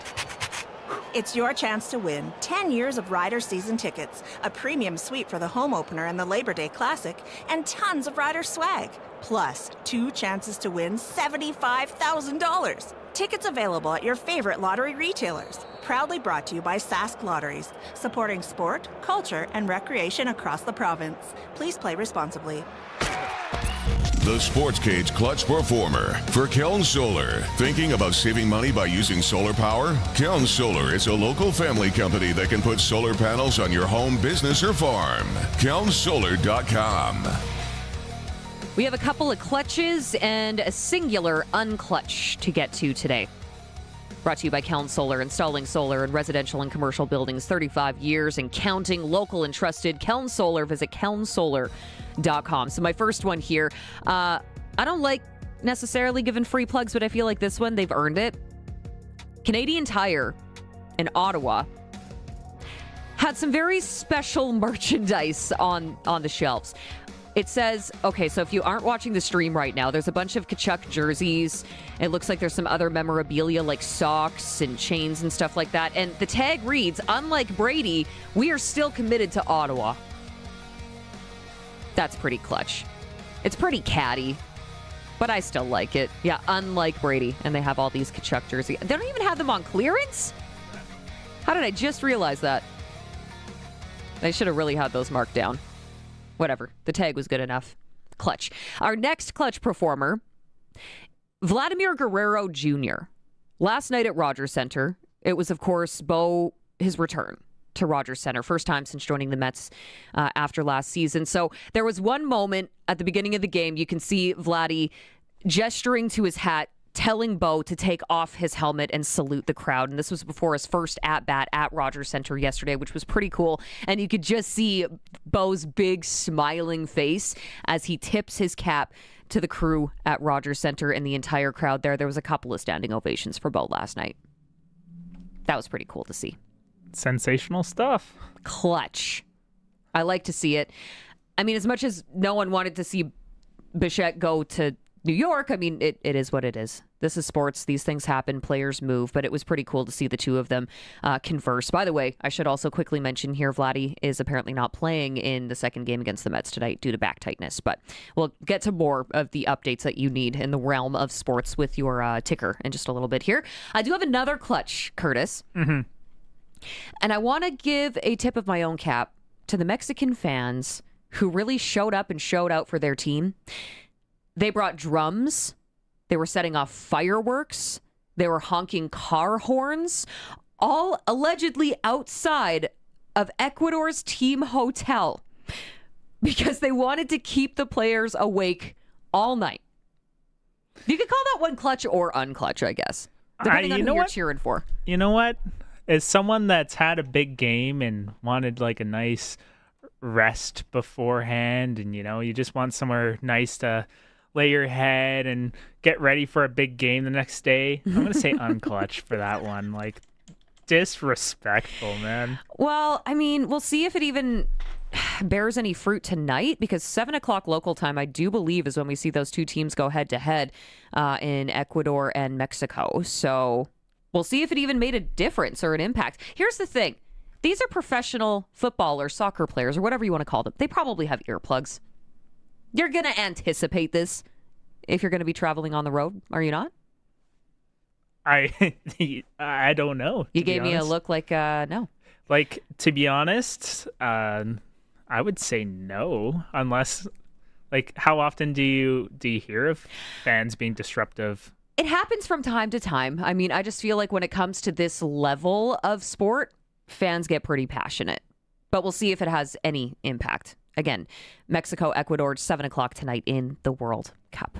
Okay, so that was a clutch/unclutch. You know what? I appreciate the passion, Curtis. That's where that clutch was coming from. Now for my unclutch, we're going to go back a little bit here to that Mets-Jays game last night. Not exactly the prettiest play that we saw. Again, if you're watching the stream here, we'll put it up for you. I don't know if you're going to see this again in a long time. Juan Soto allowed an inside-the-park Little League home run.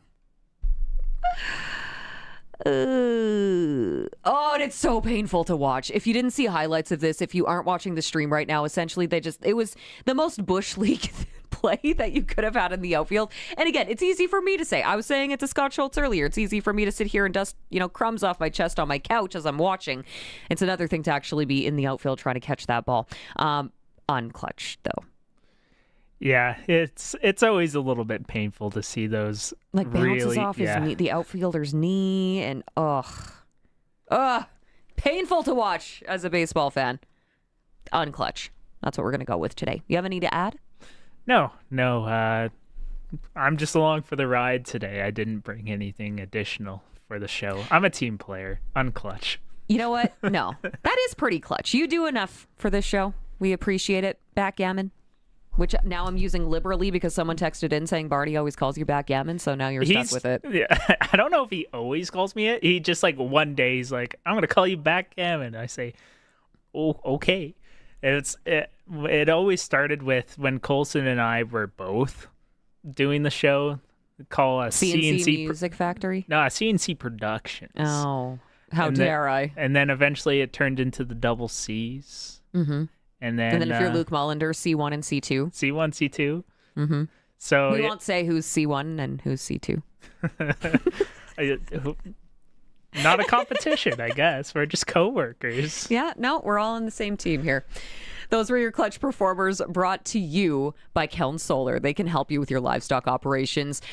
Book now for your solar quotes for your home, your farm, your cabin. Save money with the local company, Keln Solar in Lumsden. Should also quickly mention here, Saskatchewan Roughrider Foundation 50/50 talk sheet. Lots of exclusive getaways and experiences that you can win just by getting in on the 50/50. So not only are you in for the grand prize jackpot, which I will look up next hour and tell you how much is in there, but there's also a chance to win an early bird prize every single rider game. Variety of different ticket packages that you can buy as well. You can also just kind of set yourself up for the subscription, essentially, so you don't have to worry about it every week. You're already in. Easy. I like that because I can be lazy with this stuff. Labor Day game package for 2. That's what's on the line if you buy before Thursday at 10 p.m. So it's 1 night in a hotel here in Regina, 2 custom rider jerseys, 2 gold tickets to the Labor Day Classic, Sunday, September the 6th, and then 3 winners will be drawn who gets to win this. So 3 winners will be walking away with that game day package, which is pretty cool. It's pretty cool, especially if you're coming from out of town. That's the beauty of having the Labor Day Classic game on the Sunday of the long weekend. Mm-hmm. So if you are coming from rural Saskatchewan, maybe Saskatoon or Wadena, wherever you happen to be coming from, if you're going to spend the night here anyway, you don't have to rush back and get there in time for work, which is always fantastic. Yeah. Riders5050.ca. And Labor Day last year was electric. I will say that. Like, it was incredible. It was definitely one of the you had to be there games here. I am such a smart guy. I have all my stuff from last year. Like, look at the crowd there. If you're watching the stream right now, that is a packed Mosaic Stadium. And again, it's lovely having those Sunday games during a long weekend because more people have the opportunity to do the lengthy travel, right? I know so many fans that come in, they hang out with us in the Sportscage Lounge, and they drive in essentially every week from Calgary. And they're coming all decked out in their Rider green. It's so cool to see. And that was a heck of a game, too, if I remember correctly. Oh, yeah. It came down to... I'm trying to remember. Oh, man.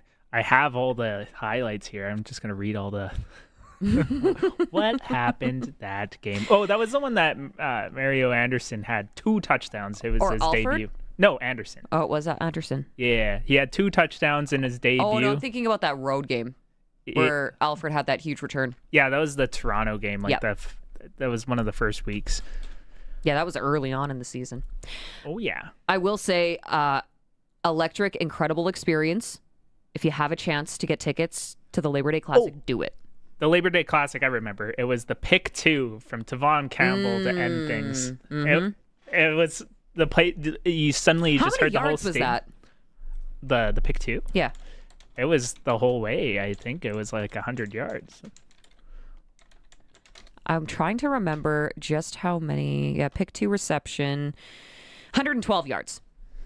Pick 2 Labor Day Classic against the Bombers late into that game too. I remember that was such an incredible moment. And yeah, and hearing the crowd pop too. It was had to be there kind of moment. Yeah, beating the Blue Bombers 34-30, and that was the 60th. Yeah, I remember that crowd absolutely erupting. It's really hard to beat that atmosphere. So get your tickets for the Labor Day Classic if you can, or even better yet, just get in on this Rider Foundation 50/50. Maybe you'll get that exclusive experience. Should be a lot of fun. Also, when you talk about Okay, just real quick here before we have to take a break. Touchdown Kelowna also looked like a pretty awesome experience.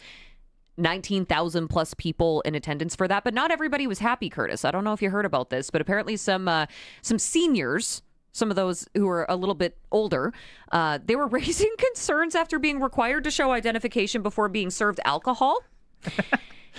Even though, in their words, not mine, I'm not here to ID people. I do have serve it right, so I could. But they were getting angry about the fact that they were like, well, we're well past legal drinking age. Why are you IDing us? So these are fans in their late 60s, 70s, 80s, asked for ID to get wristbands because they had a strict verification process.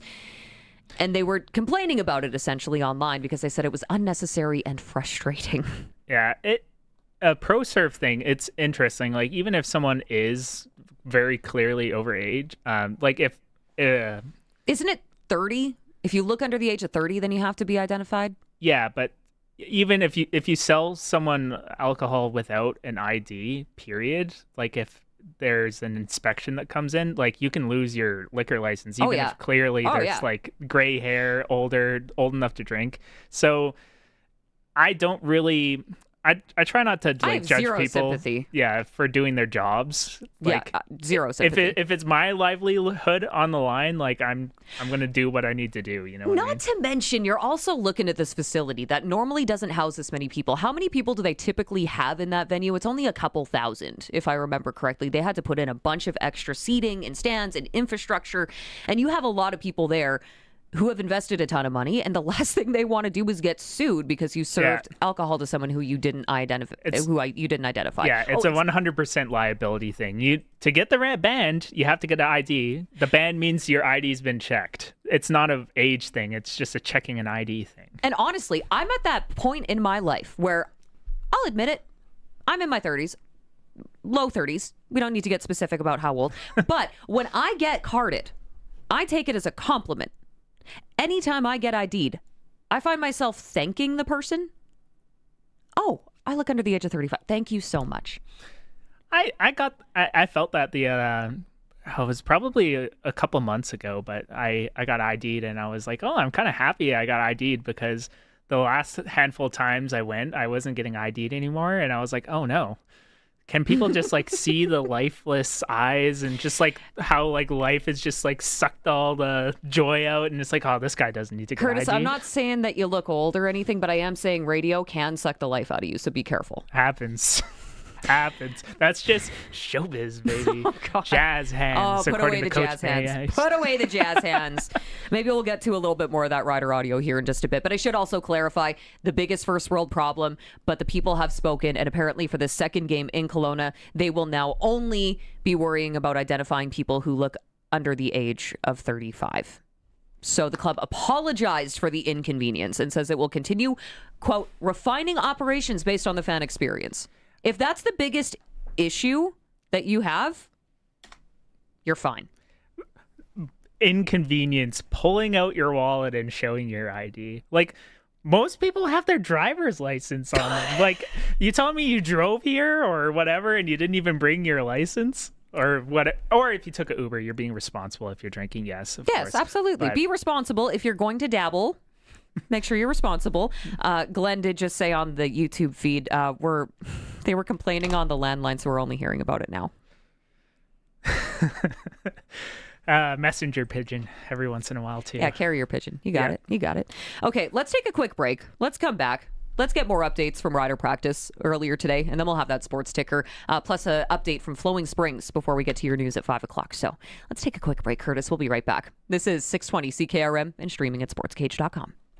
To celebrate CKRM's 100th anniversary, we're honoring the icons who helped shape this station into what it is today. Our next 620 CKRM icon inductee, James Allen.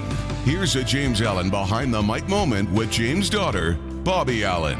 dad started co-hosting a program with Harold Hamilton, who had been there for quite a while, called the 18th Hour. The show was massive. More than 100,000 people listened regularly. Like, if you think about that, Saskatchewan didn't even have 1 million people at the time. So that was like roughly 1 in 10 people in the province were tuning in. But one of my favorite stories about the show's popularity came from a listener complaint. A woman had called into the station and asked if they could shorten the program because it was half an hour long. And Doug said, well, why? And she said, well, my husband leaves for work at 6, gets home at 6:15, and then sits in the driveway until 6:30 listening to your show. Well, my supper gets cold. For more on our 100th year celebration, visit 620ckrm.com or sastoday.ca.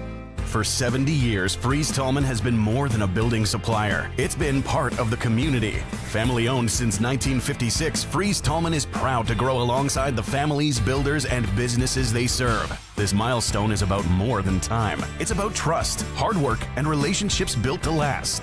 Thank you for being part of the Freeze Tallman story. Visit freezetallman.com. Freeze Tallman.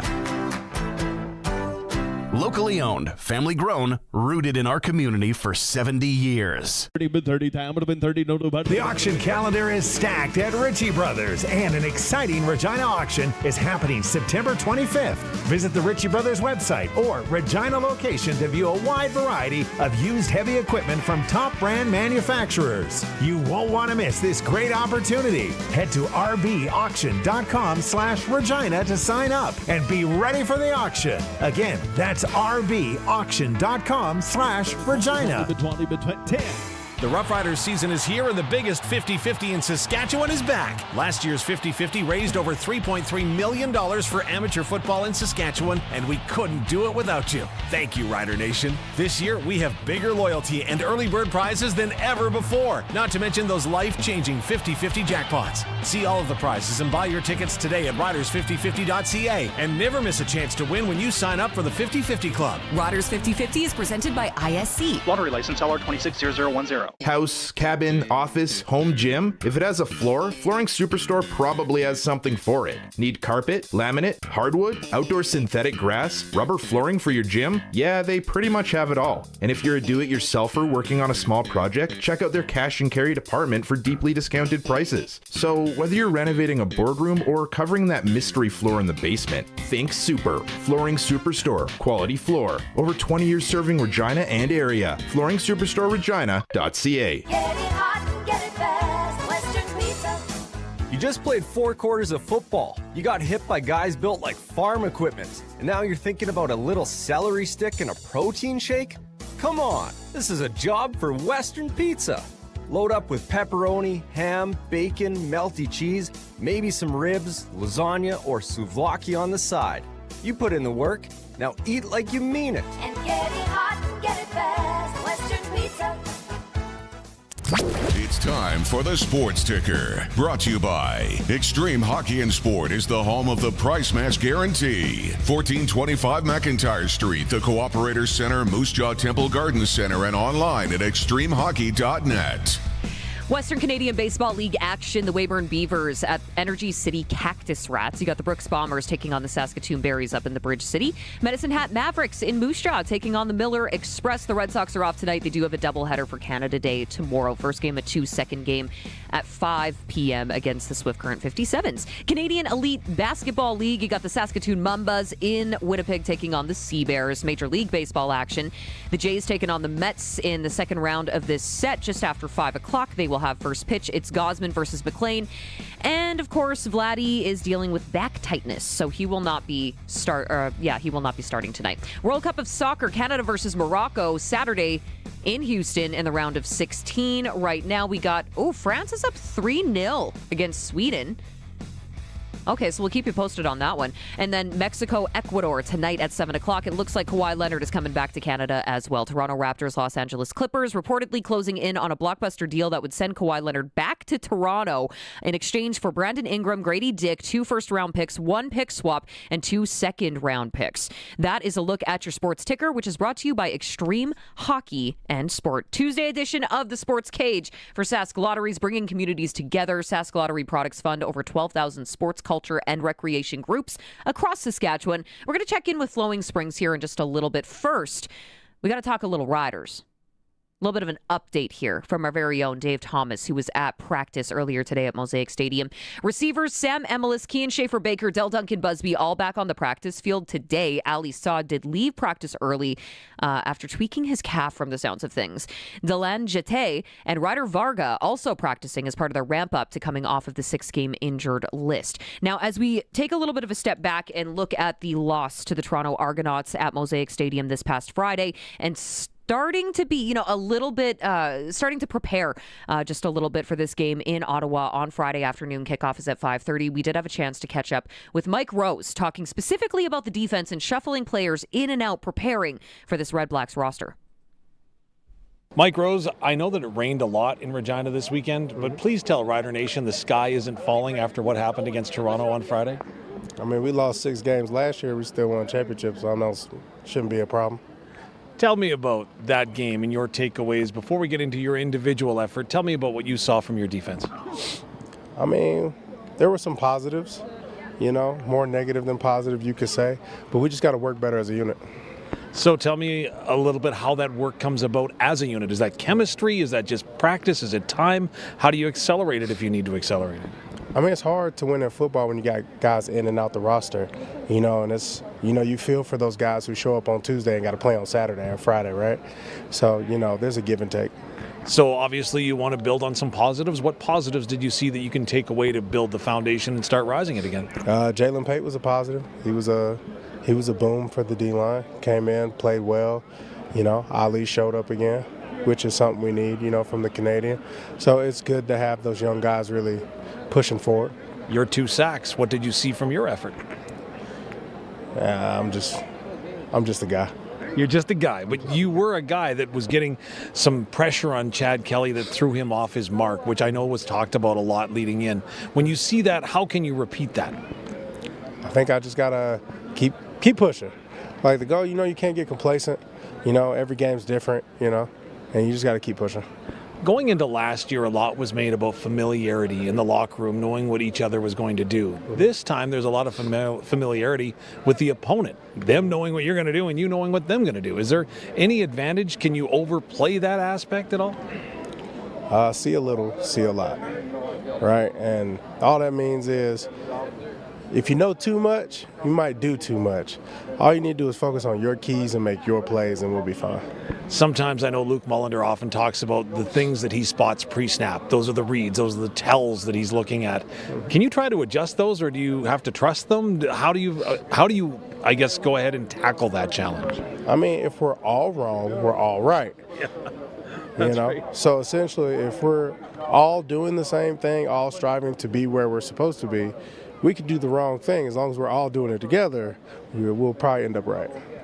Finally, momentum in a football game. You can feel that from where I sit, but I'm 10 miles away from you are and where you're on the field. Do you feel momentum in a game, and how can you change and affect that if you can feel it? I think last year's team did a very good job of keeping momentum in our favor, and once this team figures that out, I think the sky's the limit. And is that something you do or say, or both? I mean, talking doesn't really get you anywhere. It's about doing. Well, this week you get to do it in Ottawa. Thanks so much for this, Mike. Congrats on the 2-sack performance. Thank you. Have a great day.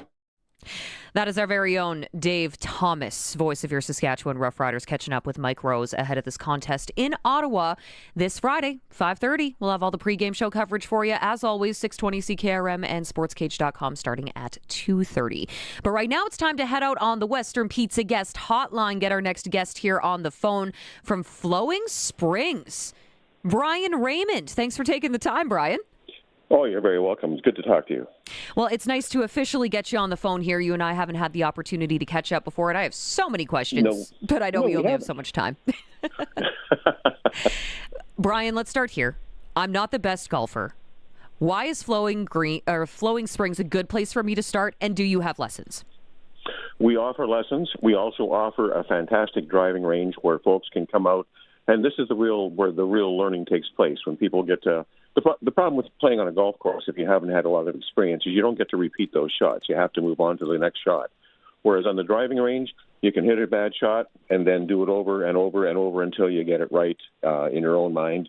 And that's probably the best place to go when you're starting up. And certainly taking lessons is almost a requirement, because there are certain aspects of the game, particularly how to hold the club, how to swing the club properly, that pay dividends down the road. And if I'm understanding correctly, when I took a peek at your website earlier, flowingspringsgolf.com, I can book stuff online, can't I? Absolutely. You can contact us through the website easily. You can book tee times on the website. And, of course, if you want to book a tee time, one of the easiest ways, of course, is to just give us a call at 306-543-5050.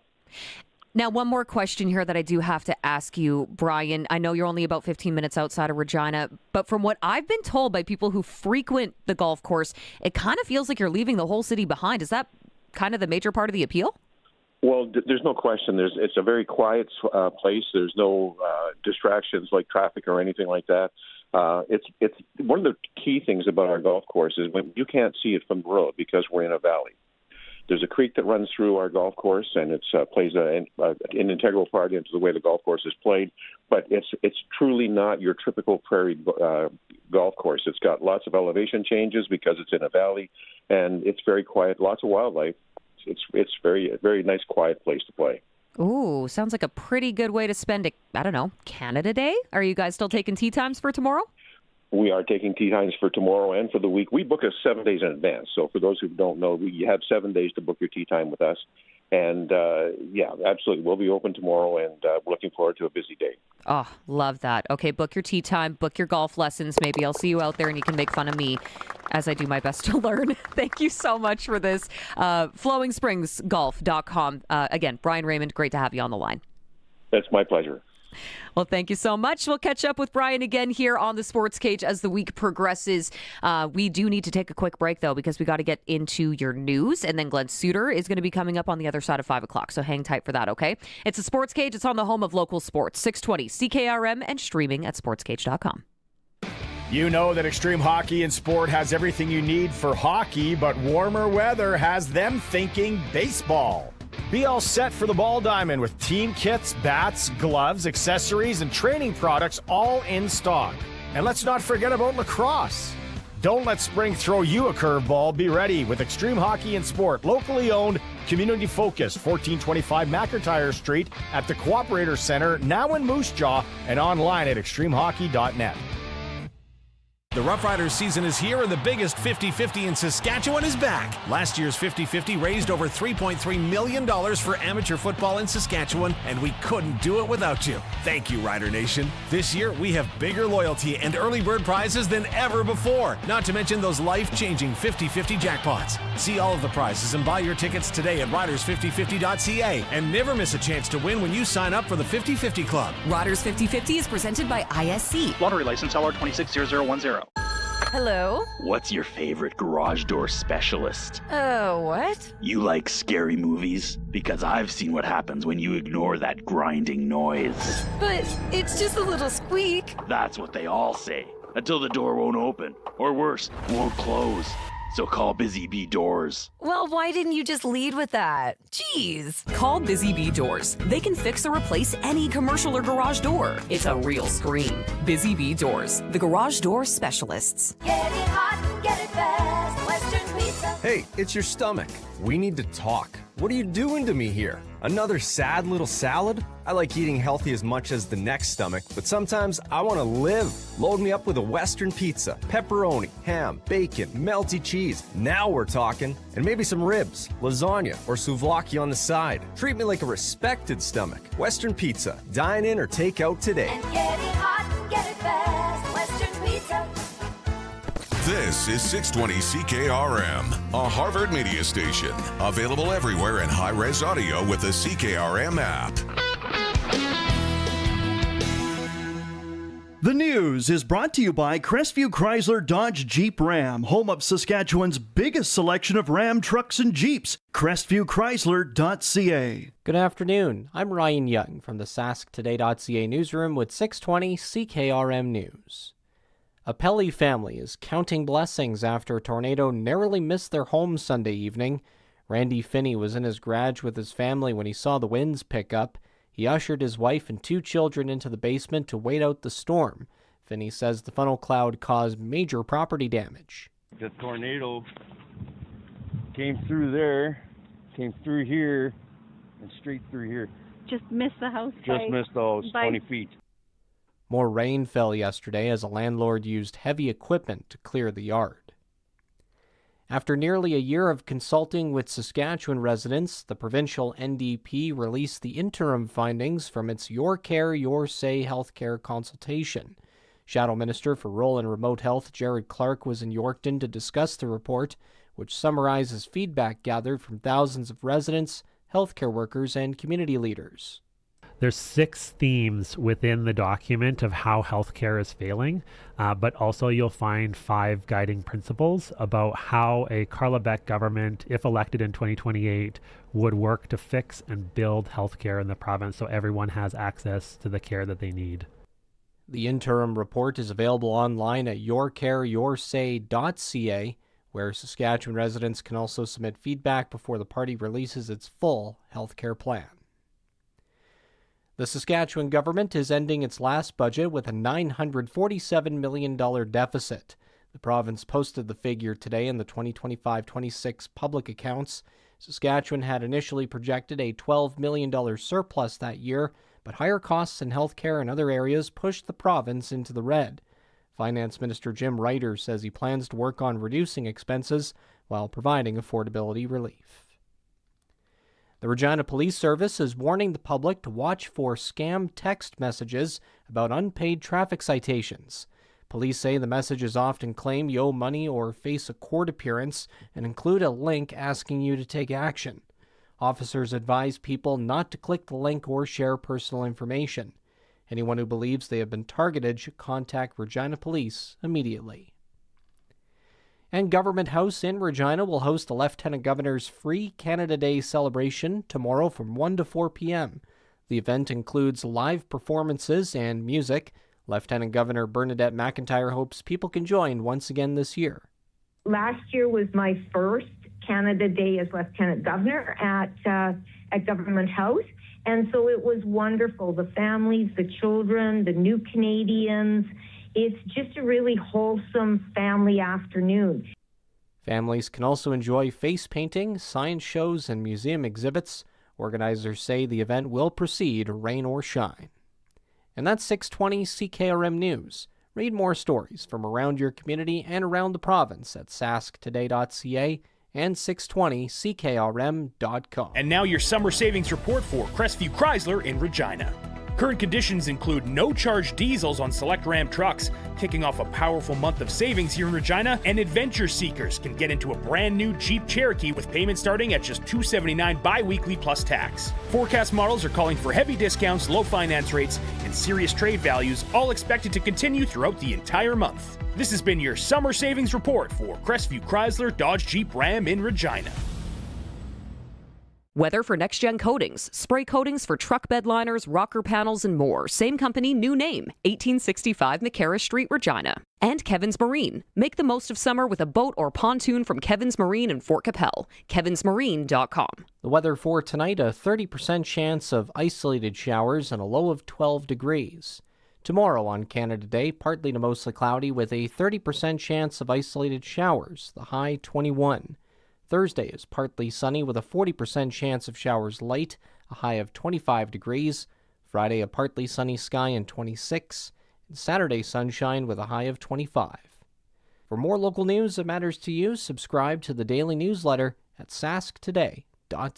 For over 40 years, you've known them as Regina's trusted vehicle protection specialists. Now they're introducing the next gen of coatings. New name, new level of protection. They're now next gen coatings. 3 generations of their family have served your family, and that hasn't changed. Same owners, same commitment, ready for the next gen of truck beds, rocker panels, trailers, bumpers, and running boards. The company hasn't changed, just the name. Next Gen Coatings, 1865 McCarra Street. The next gen starts now.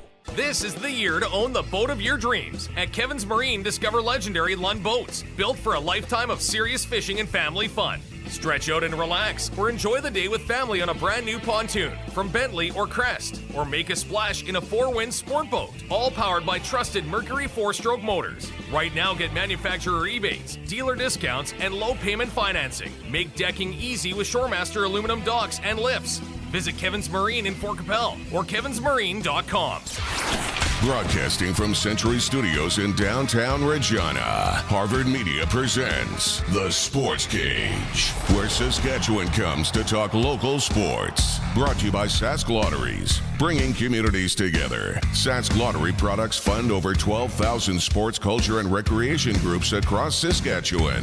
Be part of the show. Call 1-866-767-0620 or text 306-936-6262. The Sports Cage. Streaming at sportscage.com, our YouTube channel, and on the radio at 620 CKRM. Welcome back. Tuesday installment of the Sports Cage. It's for Sask Lotteries, bringing communities together. Sask Lotteries, their products, they fund over 12,000 sports, culture, and recreation groups across Saskatchewan. Appreciate you taking the time. I'm Tegan Wicko. I'm joined by Backgammon, Curtis Gammon.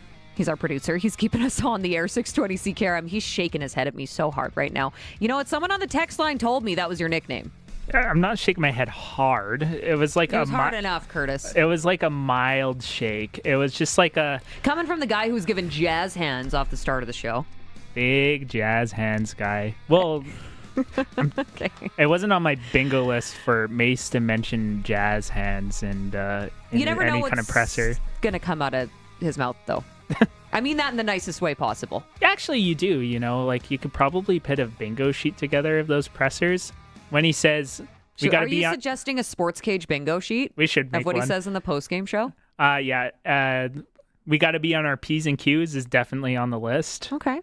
We'll workshop something. Yeah. We'll get something figured out. Okay. If you have something to suggest or if you just want to join in the conversation at any point, Prairie Land Rentals text line is 306-936-6262. Okay, if you missed out on anything so far in the show today, your midweek sound off, of course, we had the one and only Scott Schultz join us earlier in the day. We also had Arash Madani, Coast to Coast. He joined us in the 3 o'clock hour. You can always go back and listen to those conversations in podcast form. In the meantime, though, we got to jump out on the Western Pizza guest hotline one more time here. Perfect pizza, generous amount of toppings, all the Greek favorites you love, with the one and only Glenn Suter. Time now for press coverage with CFL and Saskatchewan Roughrider legend Glenn Suter on the Sports Cage. Brought to you by Freeze Tallman Lumber, locally owned, family grown, rooted in our community for 70 years in Regina and Fort Capel. I do believe Glenn Suter is joining us from beautiful Kelowna, maybe somewhere grape deep in a vineyard. I wish it was, but it is wine country. So yes, it is some of the best in the world. And I have to admit, full disclosure, a little bit of tasting going on over the last 48 hours. But no, I'm just outside of Kelowna now. Got an extra day to do a little bit of homework first and some conference calls, and then maybe cast a line with a little fly fishing for about an hour tonight if possible. But yeah, I'm going to stay up in Kelowna. The BC Lions did the same thing because they play again in the same stadium coming up against Edmonton. And so I thought, let's do the same thing, stay up here, hang out. I think it's a good thing, and something that the Lions need to do is to get on the same page and get to know each other a little bit better, and maybe that will change their fortunes as they move forward. They just can't afford to drop this next game. I mean, as far as regular season games go, this is a must-win game for them. I know must-win only means that if you don't, you're out and going home, but if there's a regular season this early in the year version, it's probably this one for the Lions. Well, and Glenn, we've noticed some of the struggles. Obviously, they've had some injuries early in the season. Don't think that's necessarily the entire excuse. And, it seems as though there's some people in that front office that agree with me because they just made some changes to their coaching staff. And, well, that major change being that they just got rid of Corey McDermott, who is their special teams coordinator. Were you surprised that they pulled the trigger this early? No, not really. not really. I guess surprised that it was him. I know there's a lot of people saying right now on social media that they fired the wrong guy. And as Mike Benavides, the defensive coordinator, has been on the hot seat for a long, long time. I'm going back to last year, and that defense certainly hasn't played very well over the first part of this season. So another tough outing for the defense, and then the special teams coordinator is fired. But if you step back and you look at the performance of the special teams, and maybe more specifically some of the mistakes made, then we probably shouldn't be surprised. I mean, if you go back to the first two games of the season, there were poor decisions made by returners. And in Saskatchewan, for instance, the Riders had a 3-point lead, and a field goal was missed, and the BC Lion returner, and it was a backup returner, but they need to be prepared. But the returner conceded a single, caught the ball, and then conceded a single. And the new rule is now, if that ball goes out and is not touched, then it's no points awarded, and you get it on the 40-yard line. So that was a huge swing, and that point, when you're going from a 3-point lead to a 4-point lead, is crucial. That is a massive mistake in, just managing your decisions before the ball's ever snapped. So there's been a couple of those errors early in the season on the special teams. And then I'm not sure if you saw the opening kickoff of the Calgary game here in Kelowna with the Lions, but the Lions kicked off Calgary kicked off, and the Lions kick return team was basically standing there. What the Stamps did was they pooched a kick about 30 yards down the field rather than kick it deep to a returner. They kicked it into an open area. Now, that was something they had to have seen on video prior to the game. This was a plan and a design, not a mistake. And the return team for the Lions stood there looking at it like they didn't know the rule. Now, that's a rule that has not changed, is not different in any sport, in any type of football, whether it's American football or Canadian. And that's a mistake that professionals just can't make. They were standing there. They didn't lose the ball. They ended up getting lucky and tapped it out last, so they got possession. But Calgary pooches the ball, and all the Lions stand there like they don't know the rule that if the ball passes 10 yards, it's live. Those are really simple, issues that the team has had on special teams and bad decisions made that are really fundamental. So that part of it is why I'm not surprised that they've made a change with Corey McDermott. Now, on the other side of the ball, you were at the game in Kelowna this past week. I'm curious. I mean, you got to give credit where it's due. Vernon Adams Jr., he came out maybe with a little bit of a chip on his shoulder facing his former team, but Calgary's looking pretty decent. Yeah, they do, and they just got better because they got Flo Arimolade back, and I thought he made a big difference in his first game. I mean, he and Jalen Hutchings on that D-line and Clarence Hicks, I think, with all due respect to, Mike Rose, who I heard earlier on the program, which was great, but with all due respect to the rest of the D-lines in the league, this could be the best D-line in the league really quickly. And it showed. It showed in their first game when they were working back together again. But, yeah, when you talk about Vernon Adams, I think the biggest difference with Vernon for me this year has been another step in his sort of growth journey, maturity, if you want to say it that way. I mean, he's a veteran player, but you are always growing and learning and evolving.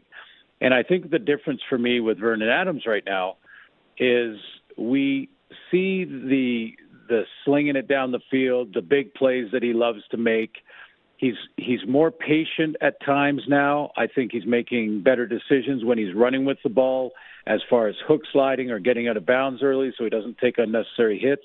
And most importantly, Vernon Adams had a reputation for that one or two bad plays in a game. He would throw for 350 yards, and then he would look and just throw it to the wrong color jersey, and everybody would go, what happened? Why did that happen when he's playing so well?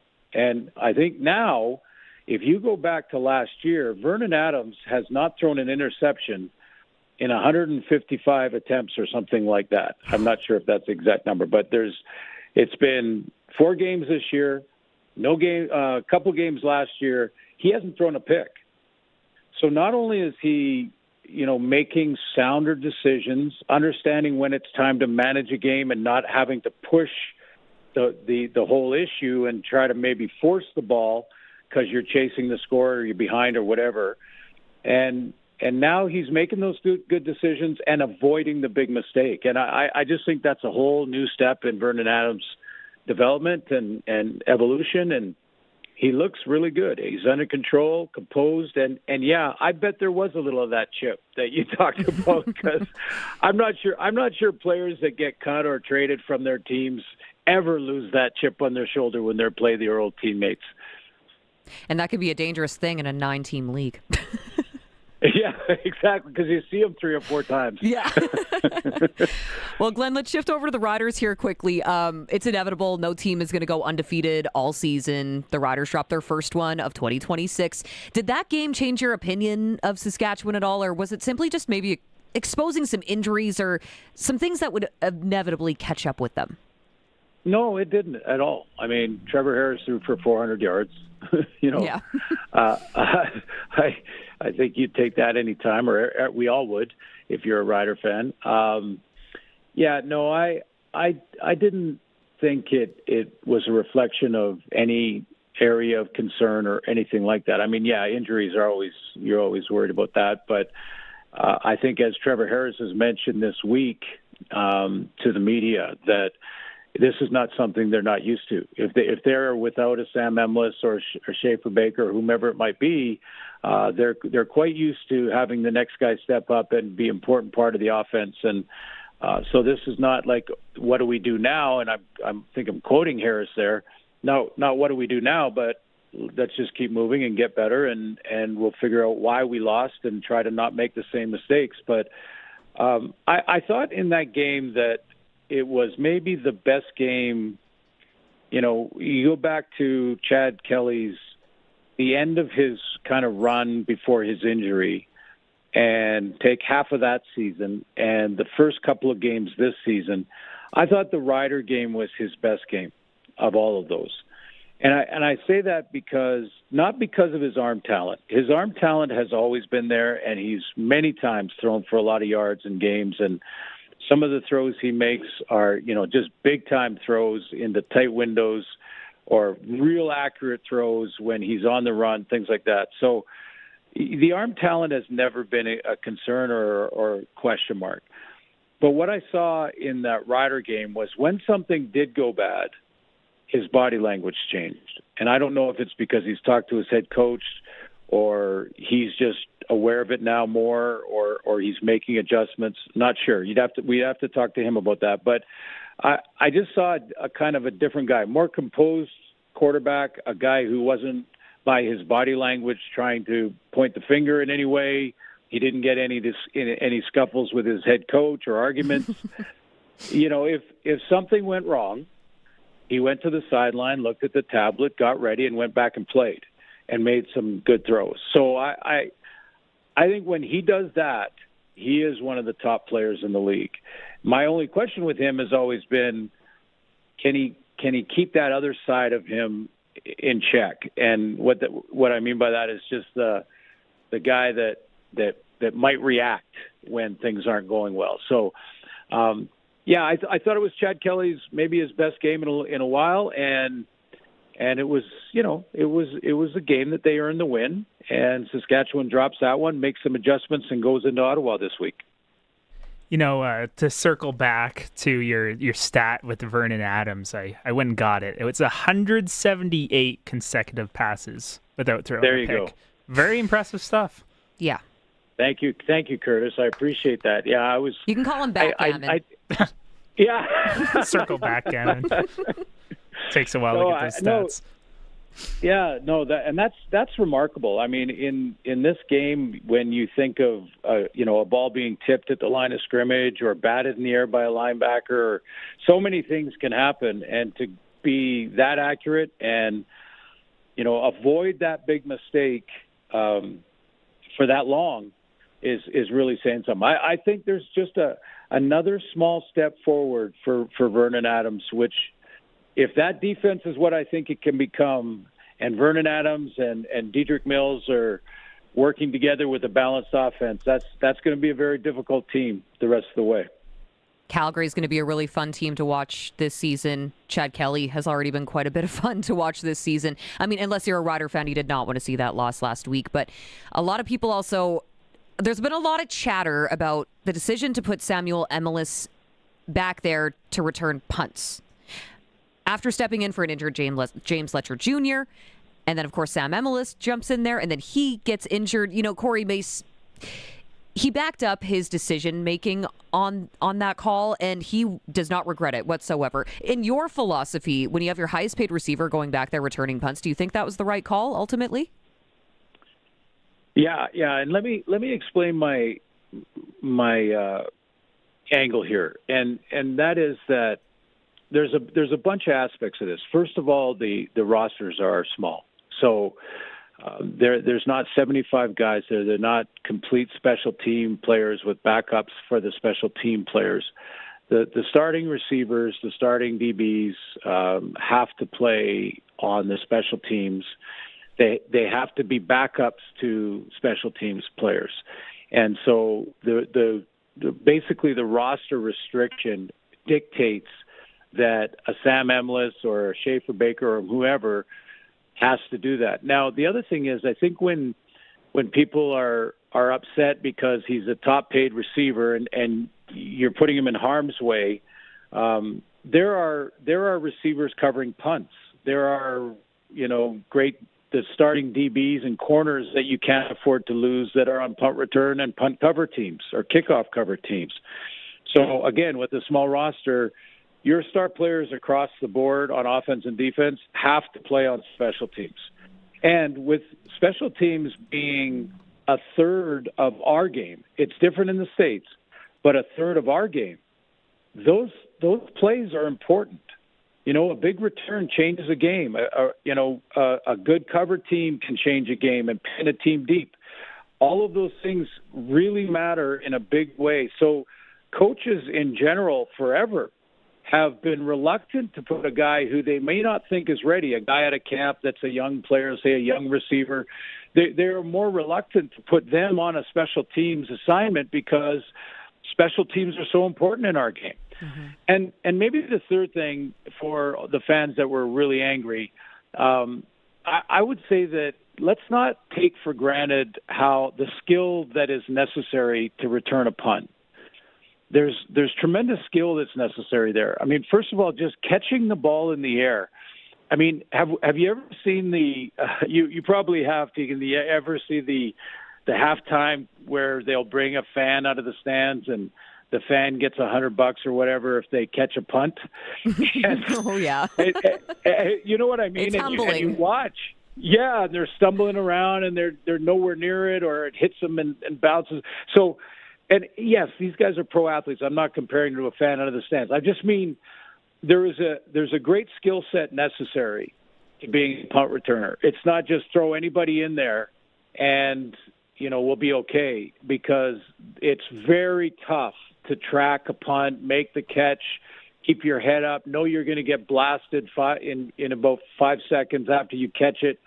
All of those things require a certain skill set, and there's not many guys that can do it. So when you add up all those things, Corey Mace, that was the right decision. You put a good player who is going to catch the ball in the air, who can make a return and maybe improve field position. And if that's the best guy you can think of after your returner in Fletcher is Sam Emelis, then Sam Emelis is the guy. And one last thing, all of those players, including Sam Emelis, I bet you asked to do it. Oh, yeah. Oh, yeah. Those guys, like, whenever I was in a meeting and it came down to, there was never who wants to play on the punt team or it was never like that. The coaches decided. But if I was ever taken off of one, I'd go and ask the coach why and want to be back on it. Players don't want to leave the field. So Sam Emilus has. I don't want to speak for him, but I'm guessing he went in at some point and said, "Coach, you need a punt returner. I can do it, and I'll be great at it." And that's another aspect there. So when you add all those things up, I'm with Corey on the decision, and we just hope that Sam will be fine and back as soon as possible. Yeah, I feel like, Suits, a lot of people forget last year when we had a little bit of struggles on the return game when we had like Dre McRae, and why do you got to bring that up, Curtis? He bobbled a lot of balls. It's a lot harder than it looks, and I feel like they need to bring back a certain TV show that was from 2006 to 2010. It was Pros versus Joes. Just know that the pros it's so good. And the Joes, there's a big difference. See, well, and this was something I was even talking to Wes Cates about post-game and how it's incredibly difficult to track that ball when you're on the field. And then Dave Thomas brought it up yesterday on the show. Okay, well, you have, 200-plus pound men, a whole bunch of them, a handful of them running at you as you're trying to track this ball. It's not an easy gig, and I think sometimes we forget that. Scary. Yes, not easy gig, and very, very important in Canadian football. One of the main reasons, and I'm stealing this from Dave Dickinson in Calgary, he said it after the game, but one of the main reasons for increase in scoring is that, yes, we have great quarterback play, but we also have great returners in the league right now. And those returners are generating tremendous field position for the offenses. And when you're an offense that needs half the field to go and score instead of trying to drive the entire field, world of difference. So that's the important part of Canadian football return game. And, yeah, you put your best player available out there to do that. Well, and Sam Emilus, of course, he unfortunately goes down. He leaves the game. Next man up mentality, as it is in the game of football. So Daniel Wiebe comes in. It presents an opportunity for this rookie. And it ends up working out pretty well for the Rosetown, Saskatchewan native. I'm sure you saw this, Glenn. I mean, last time he was there, 2025 Vanier Cup. Unfortunately, they lost to Montreal, but he was just with the Huskies last fall. An incredible touchdown moment for him. As the guys say, Daniel Wiebe is a dog. I love it. But first of all, this explains the hierarchy. The younger player is third on the depth chart in returning those kicks. So when they lost their number one returner, they go to number two, who is Emilus, and then he went down, and now it's Daniel Wiebe goes out there. And yes, that for a rookie is money time. That's when there's probably going in the initial game plan, not many opportunities for you to go and get your hands on the ball. There'll be opportunities for covering kicks and returning, being on the kick return team where you're blocking, being on the punt return team when you're blocking, all of those things. But very few opportunities for a young player to get their hands on the ball. And when a guy goes down, that's your chance. Every single player that is a star in the league at one point was Daniel Wiebe wanting his opportunity to go out and make a play with the ball in his hands. And I thought he played great. And again, I'm not surprised. Watched him in college a little bit, and that's why you always say when you're a backup quarterback or a backup whomever, you better be mentally ready and take those mental reps, and don't be checking out in practice, because everybody is important and you never know when your chance is going to come up.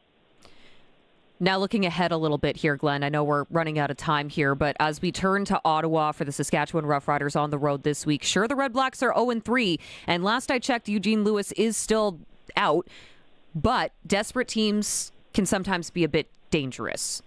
Are they a little bit tougher than you think their record suggests right now?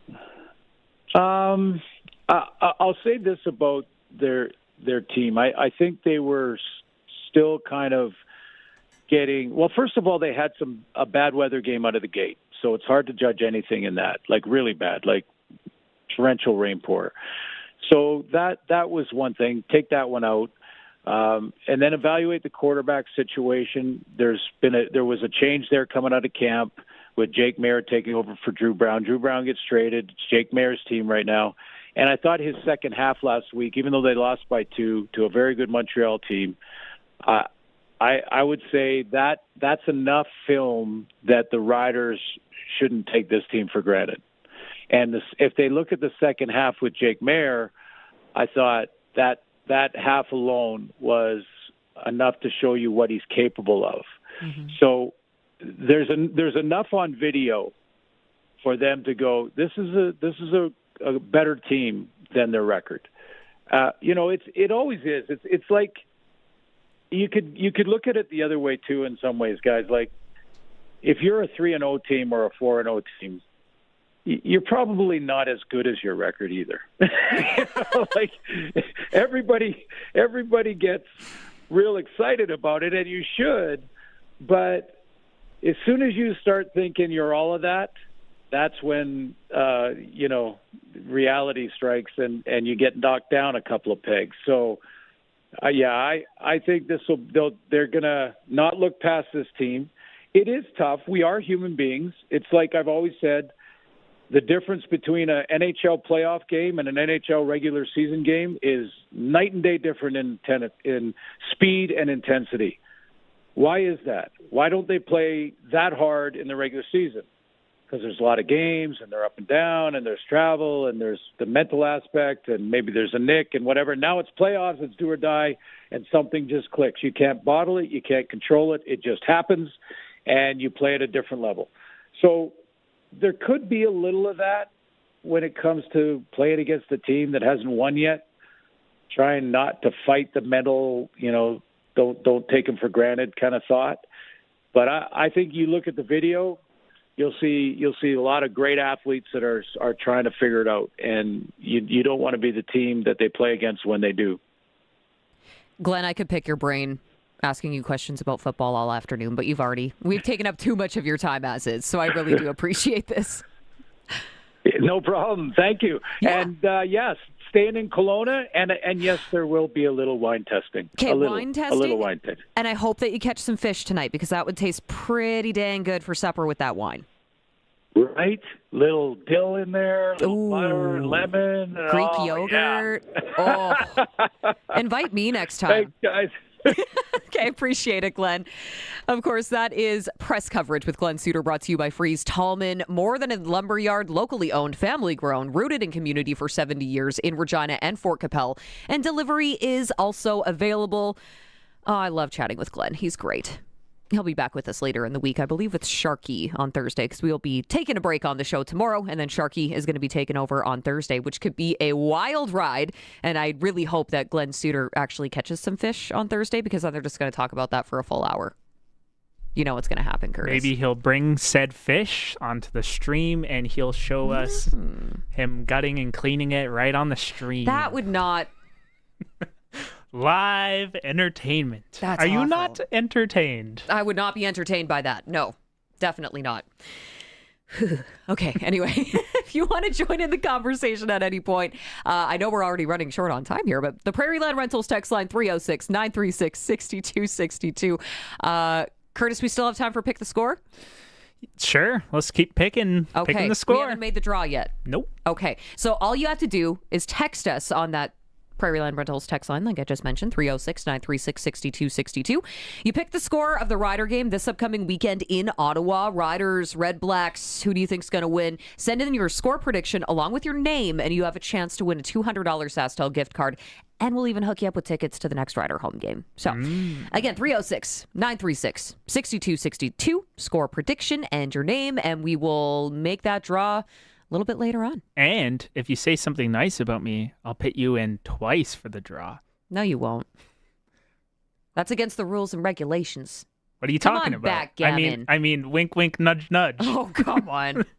You notice how he doesn't say something nice about Tegan. It's just all about him. Yep. Okay, this is the Sports Cage. It's on 620 CKRM and streaming at sportscage.com.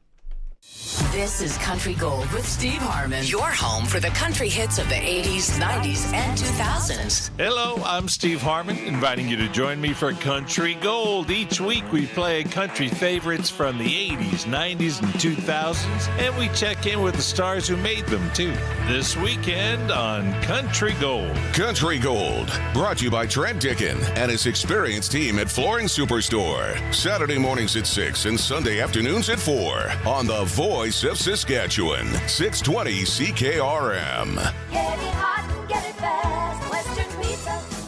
You just played 4 quarters of football. You got hit by guys built like farm equipment. And now you're thinking about a little celery stick and a protein shake?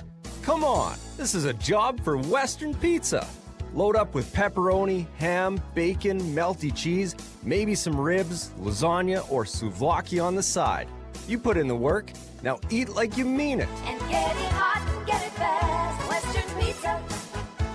The auction calendar is stacked at Ritchie Brothers, and an exciting Regina auction is happening September 25th.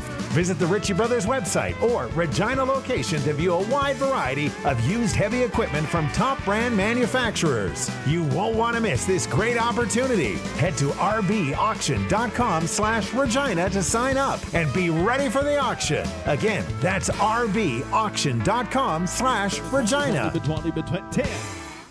If you've got a Steelcraft garage door, you've got a door with parts manufactured and assembled right here in Canada. A door with better insulation and seal, plus a warranty you're probably never going to use. Combined with a LiftMaster opener, it's the right choice. And if you don't have a Steelcraft garage door, you should get one. And a LiftMaster opener. 100% made by Canadians for Canadians. Steady, tariff-free pricing and great quality, no matter what. Steelcraft door, Steelcraft door, Steelcraft door. We offer more. The Roughriders season is here, and the biggest 50-50 in Saskatchewan is back. Last year's 50-50 raised over $3.3 million for amateur football in Saskatchewan, and we couldn't do it without you. Thank you, Rider Nation. This year, we have bigger loyalty and early bird prizes than ever before, not to mention those life-changing 50-50 jackpots. See all of the prizes and buy your tickets today at riders5050.ca, and never miss a chance to win when you sign up for the 50-50 Club. Riders 50-50 is presented by ISC. Lottery license LR260010. It's time for the Sports Ticker, brought to you by Steelcraft Doors Regina, made in Western Canada for Western Canadians. Western Canadian Baseball League action, regular season. We got Weyburn Beavers taking on the Energy City Cactus Rats on the road in Alberta there. Brooks Bombers in Saskatoon taking on the Berries. You got the Medicine Hat Mavericks in Moose Jaw facing the Miller Express. Let's see here. Red Sox off tonight. They got a doubleheader tomorrow for Canada Day at Curry Field. 2 and 5 p.m. is when they're going to take on the 57s. Canadian Elite Basketball League, Saskatoon Mambas taking on Winnipeg on the road. It's the Sea Bears. Major League Baseball action. We already have that Jays game underway, but we don't have it on the TV screen here in the studio, so I'm going to have to quickly look. Oh, it's scoreless. Top of the third between the Mets and Jays. Oh, now Curtis is getting it on the TV. You're the best. Okay, by the way, with the loss to Toronto last night, the Mets have tied their record for the fastest to 50 losses in a season over the last 30 years. The Mets are 35 and 50. Yikes. Okay, World Cup of Soccer, Canada taking on Morocco. That's going to be this Saturday in Houston in the round of 16. Today, that France and Sweden game, let me see here, 3-0 France, 3-0, pardon me, and then Mexico, Ecuador, 7 o'clock tonight. Kawhi Leonard could be coming back to Canada. It looks like the Raptors and the Clippers are closing in on a blockbuster deal that will send Kawhi Leonard back to Toronto. It's pretty much confirmed at this point. So Toronto would get Kawhi in exchange for Brandon Ingram, Grady Dick, 2 first-round picks, 1 pick swap, and then 2 second-round picks as per these reports. In other NBA news, LeBron James has informed the Lakers that he will sign elsewhere in free agency, according to these reports. James has spent the last 8 seasons in L.A. Okay, July 1st is tomorrow. That means free agency opens up in the NHL, and there's going to be plenty of action, I'm sure. Zach Werenski, Jason Robertson, Hellebuck, Larkin, those are just going to be a couple of the names that we're watching tomorrow. Pittsburgh Penguins have acquired Yorkton's own defenseman, Caden Korczak, from the Las Vegas Golden Knights in exchange for Parker Wotherspoon. Meanwhile, the Panthers have locked up a new goaltender in Jake Yuck. Oh, gosh. I can't even speak anymore. It's been a long day. They picked up Markstrom. I'm not going to go through all the specifics of that. And then, of course, our CFL power rankings here at the Sportscage. The latest power rankings have the Alouettes moving to the top spot. Elk coming in second. They surged up the chart. And then Saskatchewan is at number 3. If you want to check it out for yourself, you can absolutely go to sportscage.com. Or if you're watching the stream right now, you'll see it. Montreal, Edmonton, Saskatchewan, Hamilton, and then Toronto and Calgary followed by Winnipeg, BC, and Ottawa. So that is your sports ticker, which is brought to you by Steelcraft Doors. Made in Western Canada for Western Canada. Tuesday edition of the Sports Cage is brought to you by Saskatchewan Lotteries. And we were talking a little bit about it earlier. We had a couple of conversations over at practice at Mosaic Stadium as the Green and White are back on the field preparing for their contest in Ottawa against the Red Blacks this Friday. Kickoff is at 5:30 local time. And Dave Thomas had an opportunity to catch up with one receiver, Johnny Johnson III. Well, Mr. Johnson, well, that could have so many different meanings now all of a sudden on offense. Johnny Johnson III getting a lot of reps this week in practice. Obviously, there's some injuries in the receiver room. Tell me how your week of preparation has gone. It's basically been the same. I mean, there is extra hours you're putting in just for that opportunity that's on the way. So staying in later, getting more treatment, just adding a little bit more to everything. Is there a difference from staying ready to getting ready? There is a difference. I think when you're staying ready, you kind of just, whenever that moment comes, you fall back on the preparation. When you're getting ready, it's kind of like you're trying to catch up, and you never want to be in a catch-up state. You always want to be in a calm, I'm here state, living in the now.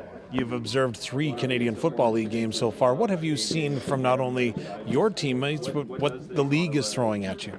It's an exciting game, definitely. Definitely surprising how explosive the game is obviously an offensive type of game. With the 2 downs, there's constant drives, so it's a lot of great football and a lot of good players out there.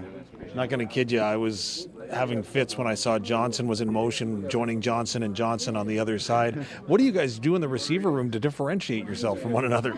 I mean, key is key, Jay is Jay, and I'm Johnny, so it's like we just kind of go with it. So we don't really, the last name thing kind of doesn't even come up for real. So the nickname is cool, so we can use that on the broadcast? Is that what you're telling me? I mean, y'all do what y'all do. We do. Fair. What do you see with Ottawa this week as you're preparing for them? Because they're obviously a very hungry team right now.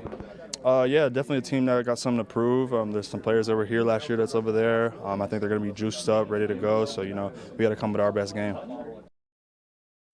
If you've got a Steelcraft garage door, you've got a door with parts manufactured and assembled right here in Canada. A door with better insulation and seal, plus a warranty you're probably never going to use. Combined with a LiftMaster opener, it's the right choice. And if you don't have a Steelcraft garage door, you should get one. And a LiftMaster opener. 100% made by Canadians for Canadians. Steady, tariff-free pricing and great quality, no matter what. Steelcraft door, Steelcraft door, Steelcraft door. We offer more. The Roughriders season is here and the biggest 50-50 in Saskatchewan is back. Last year's 50-50 raised over $3.3 million for amateur football in Saskatchewan, and we couldn't do it without you. Thank you, Rider Nation. This year, we have bigger loyalty and early bird prizes than ever before, not to mention those life-changing 50-50 jackpots. See all of the prizes and buy your tickets today at riders5050.ca, and never miss a chance to win when you sign up for the 50-50 Club. Riders 50-50 is presented by ISC. Lottery license LR260010. The auction calendar is stacked at Ritchie Brothers, and an exciting Regina auction is happening July 9th. Visit the Ritchie Brothers website or Regina location to view a wide variety of used heavy equipment from top brand manufacturers. You don't want to miss this great opportunity. Head to rbauction.com/Regina to sign up and be ready for the auction. Again, that's rbauction.com/Regina. Winter in Saskatchewan tests everything, our patience, vehicles, and sometimes our bumpers. From icy parking lot dings to serious highway mishaps, choosing local matters. At Regina Motor Products Collision Center, we're Saskatchewan owned, run, and we drive these roads too. An SGI accredited full-service collision center working on all makes and models. Submit your SGI claim and book your appraisal. It's easy. When you need repairs you can trust, it's neighbors helping neighbors. Regina Motor Products Collision Center, south at Highways 1 and 6 Albert Street, rmpchevrolet.com. Back to our regular spot, Pump Jacks Cathedral. I thought Pump Jacks was a kind of boot polish till last month. What are you getting? Kerwin's crispy ribs and a cold pint of local craft. Crispy, meaty, beautiful. You had me at meaty. Plus, we got live music on the weekends, big screens. This place is basically my second marriage. And way cheaper than the first. On the corner of Albert and 13th, Pump Jacks Cathedral Saloon and Steakhouse. Come early, stay late. The place where friends meet. Text CKRM 306-936-6262. Powered by Prairie Land Rentals. From power tools to skid steers, they probably have what you need for your job. 600 Albert Street, where you deal with the owner. Welcome back to Sportscage. Check out our podcast powered by Freeze Tolman. Available anytime, anywhere at 620ckrm.com and sportscage.com. Thank you for taking the time. Appreciate you coming along for the ride, as always. I'm Tegan Whitco, joined by Curtis Gannon. He's keeping us on the air, 620 CKRM, on the stream as well. You can find that on our X account. You can find that on YouTube. You can find that at sportscage.com as well. A little late on the cue there, introducing yourself on the stream, though, Curtis. I will admit. I said your name, and then, you just kind of... I got to press buttons. Yeah, I got to press a few buttons. Yeah. Some buttons are more important than the others. Also, Jeff is with you. Jeff from Weyburn texted us. Prairie Land Rentals text line, 306-936-6262. If the Riders don't do jazz hands to celebrate big plays next game, I will be very disappointed. And I know he texted that in just for you, Curtis. That's perfect. And then if it's like a home game, too, the cheer squad? The cheer squad and all the staff and stuff, they got to play some like old ragtime jazz and I don't like where this is heading. It'd be pretty good. A little pizzazz, a little showbiz action. Be good. Jeez. Do it in the retro jerseys. Okay. Oh my goodness. We also have predictions coming in for this week's game. There's a lot of them because SaskTel picked the score. You have a chance to win $200 for SaskTel. I haven't even rolled the wheel yet. You still have your chance. If you haven't done your pick the score, get it in. Get in on it. Tickets to the next Rider home game. So that'd be next Sunday. You also get that $200 for SaskTel. Captain Harvey's prediction for the game, 36-24 Riders. See, and you notice how the name was included. Make sure that you include your name along with your score prediction when you text it to us.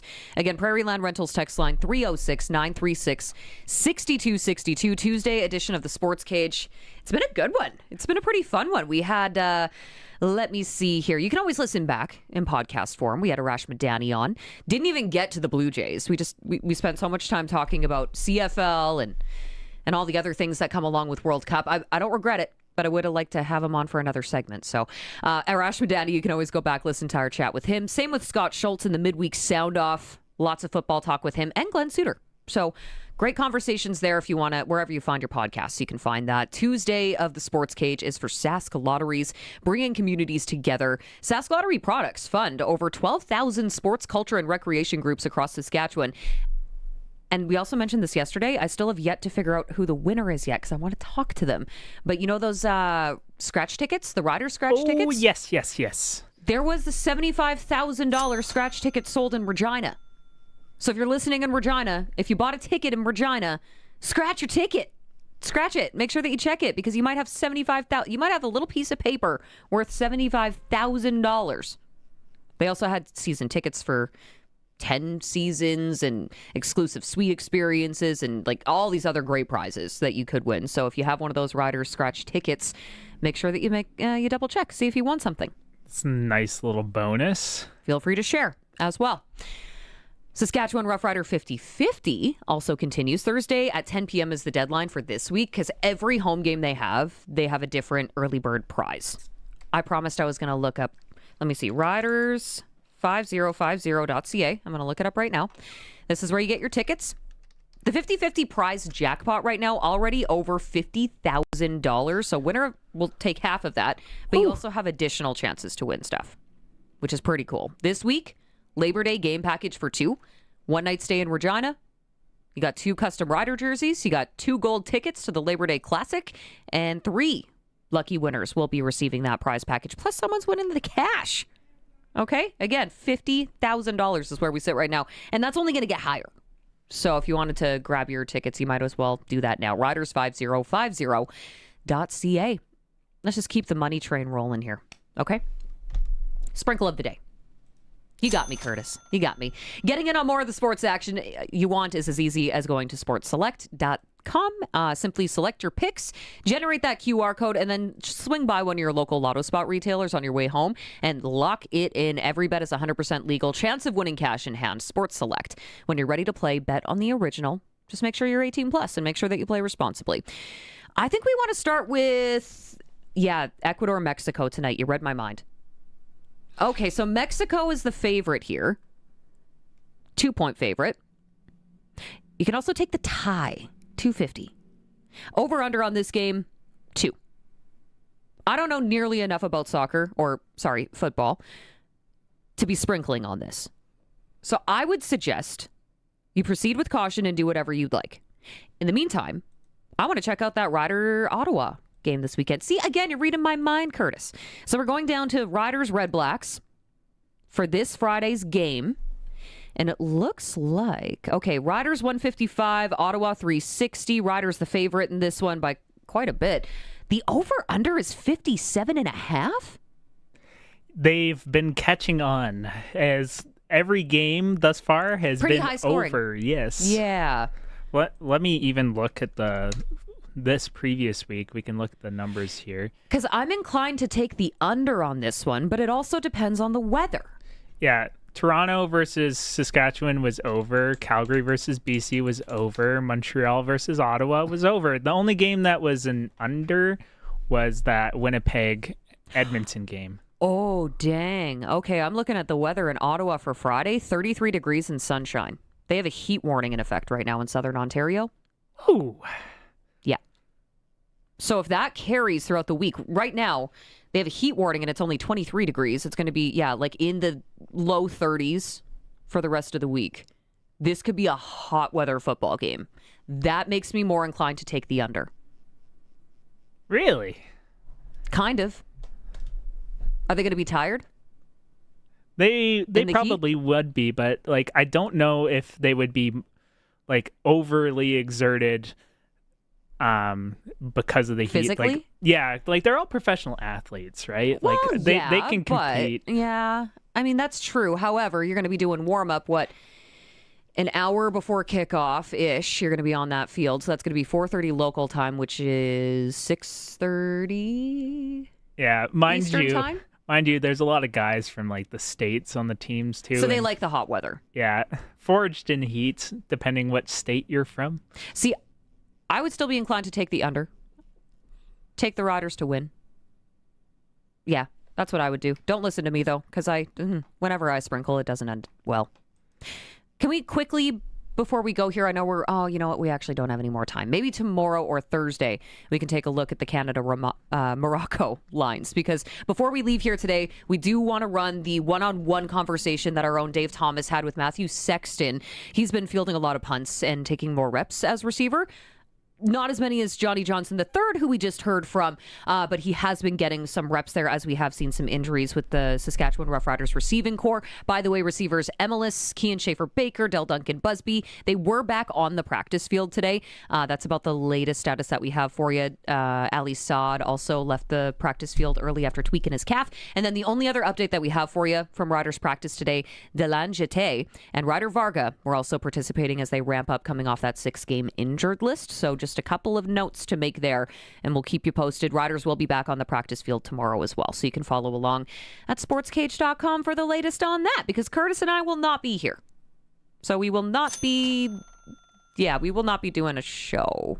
But Sharky will be in on Thursday.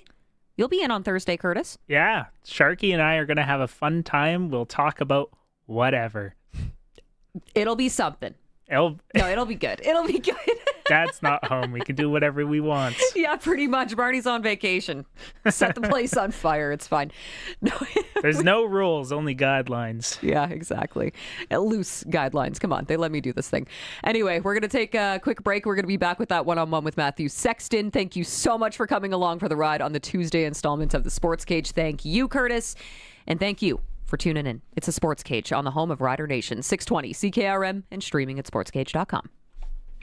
If you've got a Steelcraft garage door, you've got a door with parts manufactured and assembled right here in Canada. A door with better insulation and seal, plus a warranty you're probably never going to use. And if you don't have a Steelcraft garage door, you should get one. Don't just hang a door, install a Steelcraft. Turn curb appeal into curb envy. Steelcraft door, Steelcraft door, Steelcraft door. We offer more. Steel-craft.ca. The Roughriders season is here and the biggest 50-50 in Saskatchewan is back. Last year's 50-50 raised over $3.3 million for amateur football in Saskatchewan, and we couldn't do it without you. Thank you, Rider Nation. This year, we have bigger loyalty and early bird prizes than ever before, not to mention those life-changing 50-50 jackpots. See all of the prizes and buy your tickets today at riders5050.ca, and never miss a chance to win when you sign up for the 50-50 Club. Riders 50-50 is presented by ISC. Lottery license LR260010. Get it hot and get it fast. Western Pizza. Hey, it's your stomach. We need to talk. What are you doing to me here? Another sad little salad? I like eating healthy as much as the next stomach, but sometimes I want to live. Load me up with a Western pizza, pepperoni, ham, bacon, melty cheese. Now we're talking. And maybe some ribs, lasagna, or souvlaki on the side. Treat me like a respected stomach. Western Pizza. Dine in or take out today. And get it hot and get it fast. Western Pizza. Come have a field day. Come out and learn. Bring the whole family. Watch the big wheels turn. Check out the livestock. Check out the crops. The latest and the greatest. It never stops. With friends and neighbors. So much to share. And Ag in Motion. It's all there. If 100 acres of farm displays and exhibits sound like a lot to digest in one day, make it 2 days, or even 3. Ag in Motion, July 21st to 23rd, near Langham, Saskatchewan. Western Canada's only outdoor farm show, with tickets available now at aginmotion.ca. I'm Rob O'Connor, show director, and I can't wait to see you there. Feel the excitement in the air. Ag in Motion. So much to share. We'll see you there in July. This summer, if you're thinking of a new building, think Olympic Buildings. They're engineered from top to bottom to be better than the rest. Strength, solid design, and impressive good looks are all standard on an Olympic farm building. Visit olympic-buildings.ca. The 620 CKRM Country Corner is brought to you by Glasser's TV in Moosomin, your Sastel authorized dealer, and Foster's Audio Video in Carlisle. Get the newest cell phone today with an amazing Sastel rate plan. The 10th annual Thunder on the Prairies modified truck and tractor polls are July 3rd and 4th in Odessa. Monster truck rides, show and shine, heavy horse pulls, parade, and live bands in the beer garden. Look for Thunder on the Prairies on Facebook. Get ready to party at Country Thunder, Saskatchewan, July 9th to 12th in Craven. Riley Green on the Friday night main stage, Creed on Saturday, Lainey Wilson Sunday, along with Cameron Whitcomb, Gavin Adcock, and many more. Tickets and camping at countrythunder.com.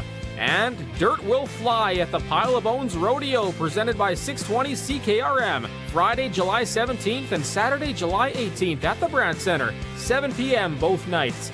Bull riding, barrel racing, saddle bronc, and more. Tickets at the box office or realdistrict.ca. For more information, visit 620ckrm.com. This is Sportscage. Be part of the show. Call 936-6262 or toll free 1-866-767-0620. 620 CKRM. Well, it's been a minute since we caught up at camp. Tell me, between then and now, how have things gone for you, and how are you adapting to the Canadian game, the playbook, and everything else?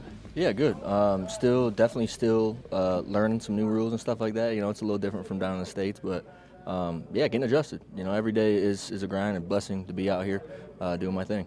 A lot of different concepts as well, I'd imagine you have to get under your belt. Yeah, for sure. From like a rule standpoint, for sure, yeah. Still, football's football at the end of the day. Tell me a little bit about injecting yourself into this lineup and the opportunities that you're being given this week in practice. Yeah, really just taking it day by day, man. Really just, again, glad to be here. Whenever they put me wherever, I'm there and going to perform. How difficult is it to catch a punt in the Saskatchewan wind? Yeah, it's up there, man. It's up there. But, man, it's what we do. You know, it's what we do every day, train to do every day. So just stacking days. How big or slim is the margin between success and not finding that seam or crease that you need?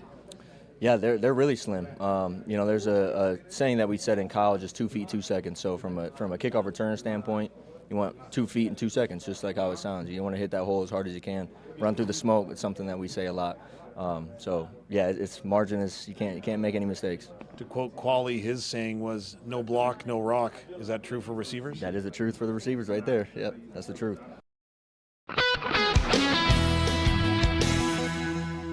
Good evening. I'm Ryan Young from the SaskToday.ca newsroom with 620 CKRM News. Officials in Norquay say they have never seen flooding this severe, with Main Street completely blocked off by high water. Town Councillor Laura Dahl says the situation is unprecedented for the community. I have never, in my 20 years, I've never seen it go on over Main Street except for this year. Councillor Lindsay Gray says the entire town council is out working to support residents. The community is under a rainfall warning today with another 25 millimeters of precipitation on the way. Fields in east central Saskatchewan have received more than enough moisture for many rainfall events. It's caused some acres to be unseeded or not be able to produce a crop. APAS President Bill Probilski, who farms in the Willowbrook area west of Yorkton, says any low-lying areas would be flooded.